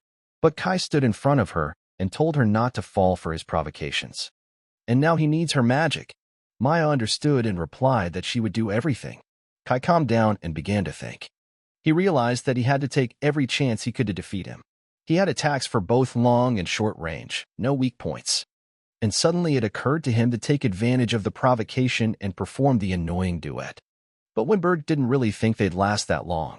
And this guy was just a human. He asked Kai if he was a hero candidate by any chance. Kai looked at him and replied that he had guessed correctly. Winberg said that he knew almost all the dangerous people from their country. And since he sees him for the first time, the answer is obvious and he is their new weapon. And he understood that this guy is at a disadvantage. And he has nothing to worry about. And he is much stronger than them. Kai looked at him and decided to extend his foresight for another 3 minutes. He understood that if he didn't deal with him quickly, they were finished. But Maya suddenly turned to him and told him to lend him his ears. And she had an idea. But Kai told her that he understood everything and told her not to interfere with him either during the battle. But Maya told him that those were her words. Winberg was already tired of waiting for them and asked if they had finished coming up with a plan. Kai activated his skills and told her that it was time for them to begin. Winberg was prepared for anything and told them to come. Maya used her wind technique to lift Kai into the air so he could come up and strike. But then she struck the ground with her staff and summoned the spirit of the dwarf land, and immediately ordered them to attack him, and sent pieces of stone straight at him. But Winberg used his seal in response to repel all of her attacks. But in a moment, he saw that he was distracted. Kai didn't miss this chance, and during Maya's attack he came very close to him and attacked with his knife. But Maya shouted that it was not over yet, and she used an attack from the other side and sent the stone straight into his back. Winberg was shocked that she could still control them, and now he needed to dodge, but he couldn't, and he decided to use the wind wall. Suddenly Maya ordered Sylph to come to her, and slowly began to pull him with air. Winberg was shocked and didn't know how she did it. After all, she immediately used the same attack with the stones again. Having destroyed the stone, Kai saw that it was open. He immediately used this moment and attacked. But Winberg tried to repel the guy's attack, but he failed, and in the end, Kai did so that he wounded his hand and knocked out his sword. Winberg immediately realized that Kai was aiming not at the heart, but at the sword. Kai knocked the sword out of his hands, caught it, and moved away. Winberg was so distracted that he even forgot that the girl had attacked him. And before he could react, he received stones on his back. Winberg said he was surprised and they managed to break through his defenses, but do they really believe they are strong enough to hurt him? Maya was shocked and asked, did they not hit him? Kai just looked and realized that so far everything was going according to plan. Maya said that his wind technique is strong, but he has a weakness: heavy objects, and he is weak against the earth attribute. and the stones are harder to hit with a wind flow. But if that's not enough, she'll just use wind magic. By disrupting the flow, she'll weaken his technique. Kai also saw that her words about revenge were not empty words. She had the power to kill him, and she had even made the necessary plan for this. But as far as he can see, it's not really enough. Kai told her it was a good plan. Let him do what he wants, but he needs to be forced to open up. And he will take the sword from him again. Kai prepared to attack the enemy and looked at him from the cliff. Maya didn't understand him and wondered what he had in mind. And for some reason he needed this sword. But Wiberg told him that he was definitely not a swordsman candidate for a hero. Does he think he can defeat him with his own sword? But Kai told him no, and immediately began to attack him with 2 swords and launch short attacks at him. But suddenly distracting him, he immediately jumped on him and went for his attack. But Wiberg used his elbow to deflect it. Wiberg was in shock and did not yet understand who he was, and suddenly he began to move better. Kai continued to attack and tried not to let him go. Wiberg did not understand what was happening around him, but he felt that he was being pressed. Maya used the same technique again and ordered Sylph to knock him down. With a gust of wind, she swept him off his feet. Wiberg screamed that it was impossible, and now Kai is using his own flight magic. And Kai approached him and said that this was the end. But Wiberg used his trump card and told the guy not to hope for this. Wiberg hoped that he could handle such an attack, but Kai was also no ordinary warrior and cut off his head. Kai came down and realized that he had run out of strength. But at the end, Wiberg said that he never thought that he would lose like this. And why did he suddenly move differently? Kai replied that it was the blessing of copying. He could copy one skill of another person that he had personally seen. And he used this power to copy his swordsmanship. It had not been used in practice yet, so he was reluctant to use it until the very end. Wiberg asked in surprise, the blessing of the creator god? Candidates for heroes, apparently it is not for nothing that they call him the trump card of humanity. Kai replied that he had gained this power after killing Hector. But Wiberg said that he was just a foolish student who helped their enemy survive. After the mission, Kai looked at the enemy's bodies and said that this is the power of one of the 4 heavenly kings. And there are 3 more like that. Then the demon king, who is the strongest of them all. And then the king's children, like Isabel. And now it is still too early for him to fight them. Suddenly he noticed that Maya was approaching him and raised his gaze to her. Maya asked the guy, "Is he dead?" Kai answered that everything is correct. Deader than ever, and asked her, how should she get revenge? Maya replied that there was no way and she couldn't comprehend it. She thought she would have to sacrifice herself, but it was all over. And yet she feels so rested. After his death, neither mother, nor father, nor the village will return. But she finally feels free of the past. Kai said that she really helped him a lot.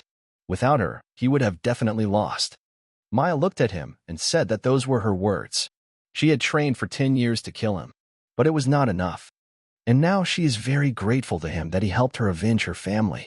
Kai replied that he had no choice. She had nothing to thank him for. But Maya said that she was still glad that she had decided to go with him. One day, her patience would have run out anyway. Then, she would have run away from her mentor and died in vain. And she thinks her mentor knew it too. Kai asked her what she would do now. Maya replied that she hadn't figured it out yet. All the important things were over. Kai looked at her and said that she would probably have to find a new meaning in life. How long do elves live? Maya replied that she was half human and did not think she would live as long as her mentor. And suddenly she remembered and said that for now she could just follow him. Kai asked her if she was sure. He was going to kill the Demon King. Maya asked if they killed the Demon King, then no one would have to experience what she did, right? And now it was worth it. But Maya said that if he didn't need her, then she would have to go to the king alone. Kai decided and replied that help would not be superfluous. It was time for them to move out, because reinforcements would arrive soon. Maya, hearing such words, was very happy, and with happiness she skipped after him. But suddenly, at the sight of Wiberg's murder, a portal appeared and Isabel revealed herself and watched them as they left. Isabel said they had exceeded her expectations. She had thought of using them if they escaped, but she had not expected them to be able to kill Wiberg. And now no one will stop her. After everything that happened, Kai and Maya returned to Albana. Albana said she was very glad they were able to return safe and sound, but she had not expected them so soon. Maya was still in shock and wanted to say something to her mentor, but Albana caressed her and replied that she understood everything. She asked, "Does it mean that the student will continue to follow this boy?" But she only wishes her luck. Many interesting things await her. Suddenly, Ilbana asked the boy if he knew about the situation on the front line. Kai immediately understood everything and asked what happened. Elbane replied that it seemed that the hero candidate squad had been defeated. Kai was very surprised that Mito had lost. Kai asked what they were fighting. Elbane replied that they were fighting one of the 4 heavenly kings of Stungam.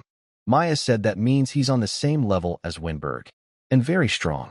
Kai asked, were they killed? Elbane said no, and by some miracle they survived. But the morale of the hero candidates dropped sharply. Kai put his glass on the table and said that he would go and check on them. And he knew that his goal now was to kill the Demon King. And we need to gradually weaken him. And the easiest way is if Mito and the others help with killing the remaining heavenly kings.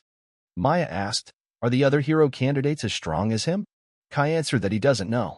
And it's not the presence of power that matters, but whether she uses it correctly or not. At this moment, in the town of Fort Thors, the rear was filled with wounded, and a group of doctors were looking after them and treating them. At that moment, Mary was treating Mito, and after applying painkiller to the wound, she asked him if everything was okay, and she would now heal his wound. Mito told her not to worry. She couldn't overexert herself. She couldn't use her powers forever. Mary said that she understood, but that was all she could do, and immediately she used her magic and directed it at the boy's hand. Earlier in the battle, Heinrich had come to them and asked if they were safe. Mito knew that Heinrich and the rest of the soldiers had joined them after clearing the rear, and they had managed to retreat. But looking into the room, he saw that everyone was badly injured, not only physically, but also mentally. Rena was also badly wounded and couldn't even believe that they were defeated, and she became very sad. Suddenly Mito clenched his fist and said that it was all because of him and he had to defeat him. At this time, in the territory of Fortaleza, one of the 4 kings sat on the top of his castle and looked around. Kai was also near Fort Eris and using his gaze, seeing him, he said that it was him. Maya was surprised and asked him if he was able to see him at such a distance. Kai replied that as the evaluation level increases, all side skills improve. Vision range is one of them. The girl told him that his skill was very convenient. Kai looked and opened the characteristics and saw that his name was Stunge. And then, having activated the assessment in detail, he saw that his resilience while in defense, his normal abilities were enhanced several times. Kai thought that the 4th level of evaluation has a detailed evaluation. It is useful. And he knows how the enemy's skills work, and this can be their advantage. And then Kai applied the technique of displaying weak points. But in the end, he saw that nothing was revealed. And he realized that he had no weak points to exploit now. Maya asked him if they had learned anything. Kai replied that if he had a weak point, it would be easier. But he found out that he had a high level of ground and swordsmanship. And there's also a unique skill that only works if he's defending himself. That's all. Maya said that the technique of the earth, and that is why among the 4 kings he received the title of the king of the earth. The earth attribute is weak to the water attribute. Kai asked if there is also compatibility of attributes. Maya answered that not really. And first of all, it all depends on what he wants to get from the combination of 2 techniques. And he can't be good at all earth techniques. There must be something specific. If they figure out what kind of spell it is, they can figure out his weaknesses. And even now she has one guess. Kai replied that he thinks they should at least talk to them once. And what is her guess? Mito also climbed to the top of the Fort Thorsa building and looked into the distance. He thought that if Kai was here, but then he changed his mind and began to deny everything. And he even said that Mito wouldn't run away. But suddenly his team gathered behind him and asked what he was doing here. Rena said she knew he'd be here. He always had to do things alone. Mito was shocked when he saw the guys, because he didn't even tell them that he was there and was sitting in his thoughts. But Ria also told him not to look like that. The game isn't over yet, is it? Mireille also answered Mito that it was true. They wouldn't let him fight alone. Mito was surprised and asked, do they still trust him? Reno walked next to him and asked in response why he still can't trust them, and finally called him a blockhead. And Ria hugged him and said that she wanted to tell him to rely on them more. Mito was surprised and asked in surprise, rely on them? And honestly, he didn't even think about it. Ria said that they all became stronger, and he couldn't help but agree with that. So don't be shy and share your burden, otherwise he might break his back. But then Erishur came and told Mito that this is where he is, and asked the guy what he was looking at. Next time, just let him blow up that stone freak. Mito replied that he was surprised. He didn't even think that he would come to him.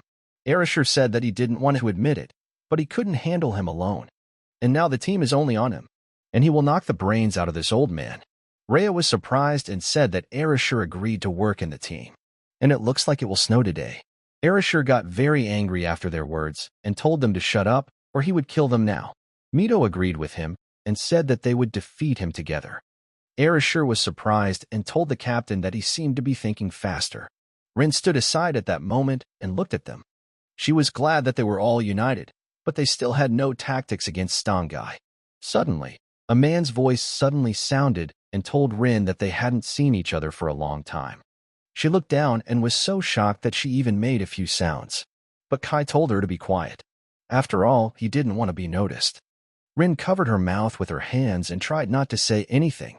But Kai said that he heard that they fought against one of the 4 heavenly kings and lost to him. Is that true? Rin didn't hide anything and answered that yes. And Kai asked her if she could tell what spells he used. Rin replied that she could tell and proceeded to tell him everything in detail. Kai listened to her and said that he understood everything. And that meant that the enemy created the golems and controlled them. Rin replied that it was all true. She had seen his technique herself and was 100% sure. And then Kai said that Maya was right. Rin, hearing the girl's name, immediately began to ask, "Who is it?" And let him not say that it is a girl. Kai replied that it was just thinking out loud. And he was grateful for the information. Rin asked him if he wanted to fight with them. Kai replied that he would help them, but if he acted openly, it would only create discord within the team. And he decided that he would act from the shadows, as always. After all, it would be better for them and for him as well. The next day, Fort Eris was already a fully guarded territory. The monsters arrived home and stood guard over their home. And the warriors were already in the forest and preparing for the attack. After all, they should not waste any more time. The girl was shocked and said that together with Yumi there would be only 100 of them. Rina answered that yes, and she is glad that she is already better. Student number 9, Kinoshita Yumi, who recently joined the combat squad, thanked Rina and said that she would try to keep up. But Rina said she was surprised when Yumi decided to join them. So what prompted her? Yumi thought about it and replied that she heard that they were having a hard time, so she decided to help. Miri was also happy and said that she was a heroine, but Yumi really hoped that everything would be fine for them. 5 days ago, Yumi worked as a maid, and when she came home she said that she was very tired. But suddenly Kai came into her room and told her that they hadn't seen each other for a long time. Yumi replied that it had been a long time, but then she raised her head and saw the guy and started screaming in fear. She asked him how he got here, and looking closely she asked the guy that his name was Kai. The guy didn't say anything and asked if they had reached her. Yumi asked why he entered her room without permission. Kai replied that Mito and the others were currently fighting on the front lines, and for them to win, they would need her power, her manipulation of water. That's why he was looking for her. Yumi was surprised and said that she was not in the combat squad. Kai told her not to worry. She had the guts to be a fighter. Let him join Mito and help them. Yumi asked him what made him think she would join. Kai replied that she could fight. Leonora had instilled fear in her, and then he killed her. And nothing limits her anymore.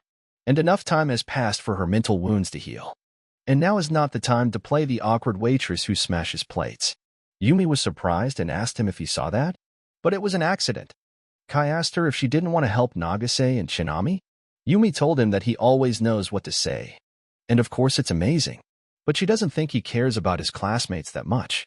Kai replied that he just doesn't want to lose the figure he can use. Yumi asked him if he wasn't wanted. Did he want to join the fighting squad too? Kai replied that they were still looking for him.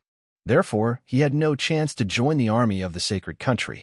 Yumi said that was true, and even Rina would not allow him to do so. Kai put on his mask and said that he would act from the shadows. And moving the figures to the right place is part of his job. At this moment, Yumi remembered all his words and told herself that she would try hard. And if her power could really be useful. Rin was behind a tree at that moment, listening to their words. Earlier, Kai asked her if she had any questions. Rin told him that she understood why he needed Kinoshita. They could take advantage of the enemy's weakness, but would it really work? Kai replied that he had not fought him himself, but believed that they could come up with an effective way to counter him. And before they act, let them think it over. He wants to see how much they've grown while he's been gone. And let him tell Mito that. Rina listened to everything carefully and replied that she would pass it on. Mito suddenly turned to her and said that they needed to go through the plan, and this time they definitely won't lose. Rin agreed with him, and they began to discuss their plan. At that moment in the forest, Maya asked if everything would be okay. If he were in their place, of course, he would have come up with a better strategy. Kai replied that if he told them what to do, they would never become independent. Now his goal was to kill the Demon King, and he needed them for that anyway. They have power, but they have poor control over it. And he will also help them and give them hints. But the most important thing is how they will act in battle. And there they will have to think for themselves. The monsters were already prepared for the attack of their enemies and looked around the territory so as not to miss anything. Suddenly, Amelia stood in front of the castle with her army and said that they were just in time and immediately ordered the soldiers to attack.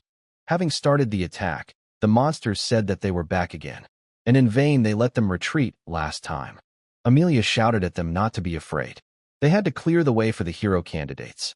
And the monsters were also ready, and the chief said that they should kill all the people. Mito immediately began to fall through the monsters, killing each one. But suddenly he stopped and saw in the window the shadow of the enemy he needed. Stongai showed his face and his smile, because he understood that they definitely couldn't defeat him. Mito thought he was already waiting for them. Stongai came out of the shadows and said that the hero candidates had arrived, and this time he would not let them go. But the guys did not retreat, but on the contrary, they came to his face and destroyed the main doors to his room. But Stongai was already prepared and awaiting their arrival, and he even decided to perform in honor of his homeland. But Mito ordered his men to act according to the plan. At this moment, Kai was also in the room, sitting under cover. Kai listened to their words and said that for now they have everything. All that remains is to wait and see. Mito activated his sword and gave the order to his guys, saying that they were acting according to plan. During the attack, Rina asked the girl if she was okay. Yumi answered that she was, and she could rely on her. Yumi immediately used a water manipulation attack and sent a large stream of water at the golems. Stongai was a little surprised when he saw the water and didn't expect that this time they would have a person with a water attack. After directing a stream of water at the goal, Erasure also used his stream of fire under the impact of the explosion. Mito also did not stand aside and fought with the creatures, because he needed to get to the main one. Eras's guys caught one of the goals together and began to destroy it from different sides. The whole team was united and confident this time, because this time they were very well prepared. But Yumi's water was so necessary this time that it destroyed all the creatures at once. But the creatures began to gather again in small pieces, but the density of the water was higher, which eventually led to their dissolution. Rina was also happy and said that it was great. Stongai was a little surprised by the water technique and said that it was not their last time. And is she really a newbie? Kai watched the battle and told the girl that everything happened just as she had read. But Maya replied that if the rock connecting the golem stones were wetted, it would make them harder to control.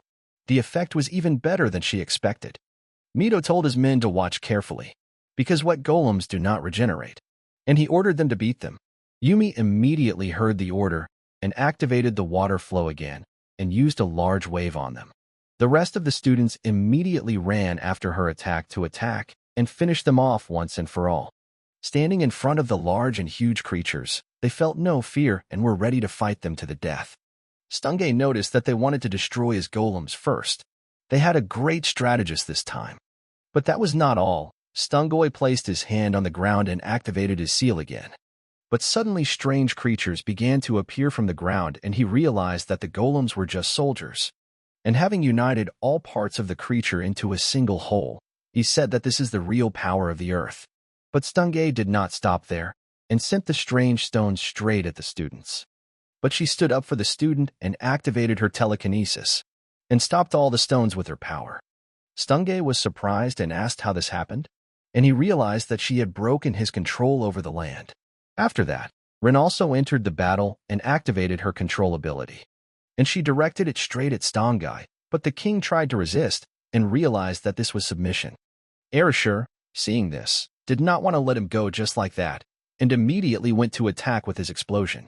But Stongai noticed this and used a mud wall to reflect his attack, and easily reflected the guy's attack. Stongai started laughing and told the guy that he couldn't break through his defense. But Mito immediately activated the distance reduction and ended up behind the enemy. Mito did not waste his time and immediately attacked. But Stongai immediately felt his strength and grabbed his blade and said that he could not be stopped by such a thing. Mirai saw this and activated her telekinesis abilities and used her stones to attack. Stongai sensed this and realized that the stolen stones were returning. And Ria also entered the battle and activated wind manipulation. Directing wind manipulation at the enemy, he used his wind spears. All the warriors attacked one Stongai from different sides and tried to catch him off guard. Stongai immediately noticed that they had tried hard, but it was still not enough to break through his defense, and immediately used the stone wall attack expansion. The guys were shocked and did not expect this. Yumi decided to step up as well and ordered a stream of water to gather in one of her hands and attacked his defense with a stream of water. Stongai saw from the other side that his defense was slowly being destroyed, and he knew that this was bad. And he even knew that the wet ground was losing its firmness. Mito, seeing this, shouted that this was the end. Erashur also shouted for him to die, and was ready to use his fire blast attack. With a single stream of attacks, they easily destroyed his defense, and even hit Stongai with their attacks. Stongai understood that it was bearable for now, but sooner or later they would achieve their goal.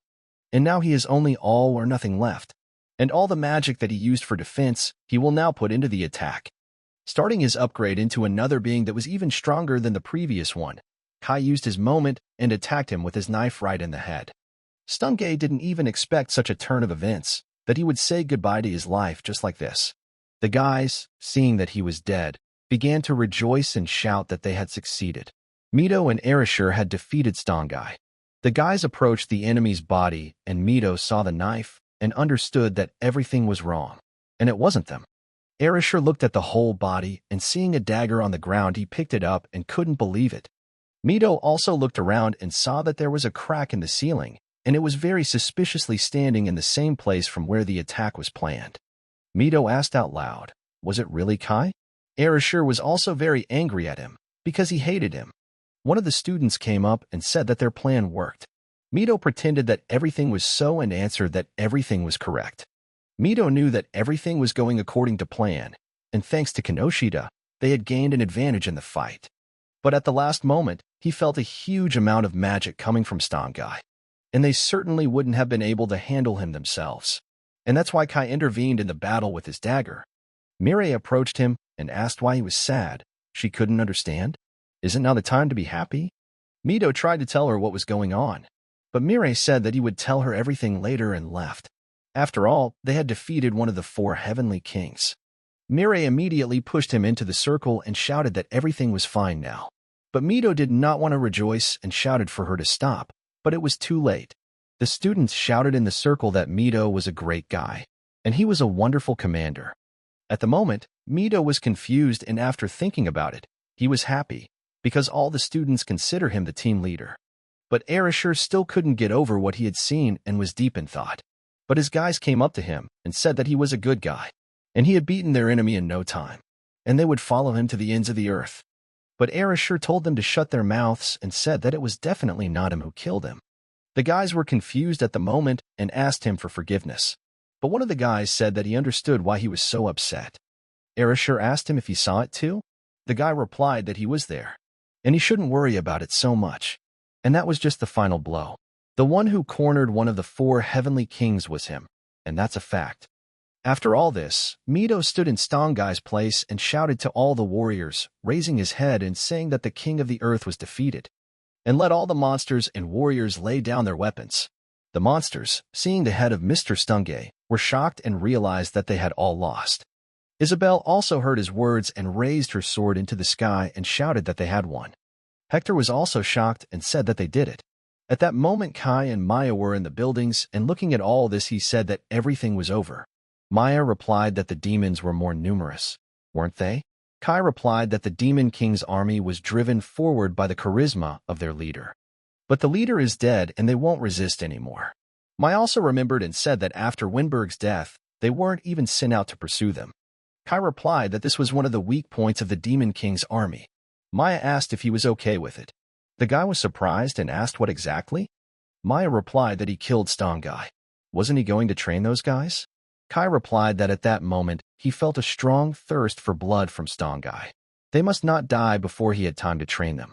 And his main profession is a killer. He wanted them to know that. Maya told him that he cared about them surprisingly much. Kai replied that he had been thinking about it for a long time. And how long was she going to call him by something other than his name?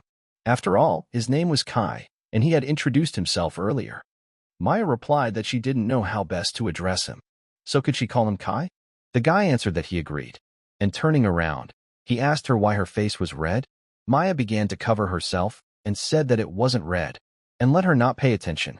Kai thought and understood that 2 of the 4 kings remained, but there are still direct descendants of the Demon King, and he doesn't even know how strong they are. And there's still a long way to go before he becomes the Demon King. Suddenly, a situation occurred in the cave in which the monster said that it took a lot of effort, and threw the princess's body at his feet. The creature saw that the princess had woken up and began to get very angry at everything that was happening. The guy said that she still hadn't lost heart, and she couldn't even move. But suddenly the demon came, and the guy told him to tell everything. The demon said that the princess was captured, and now the Beastmen Alliance is under their control.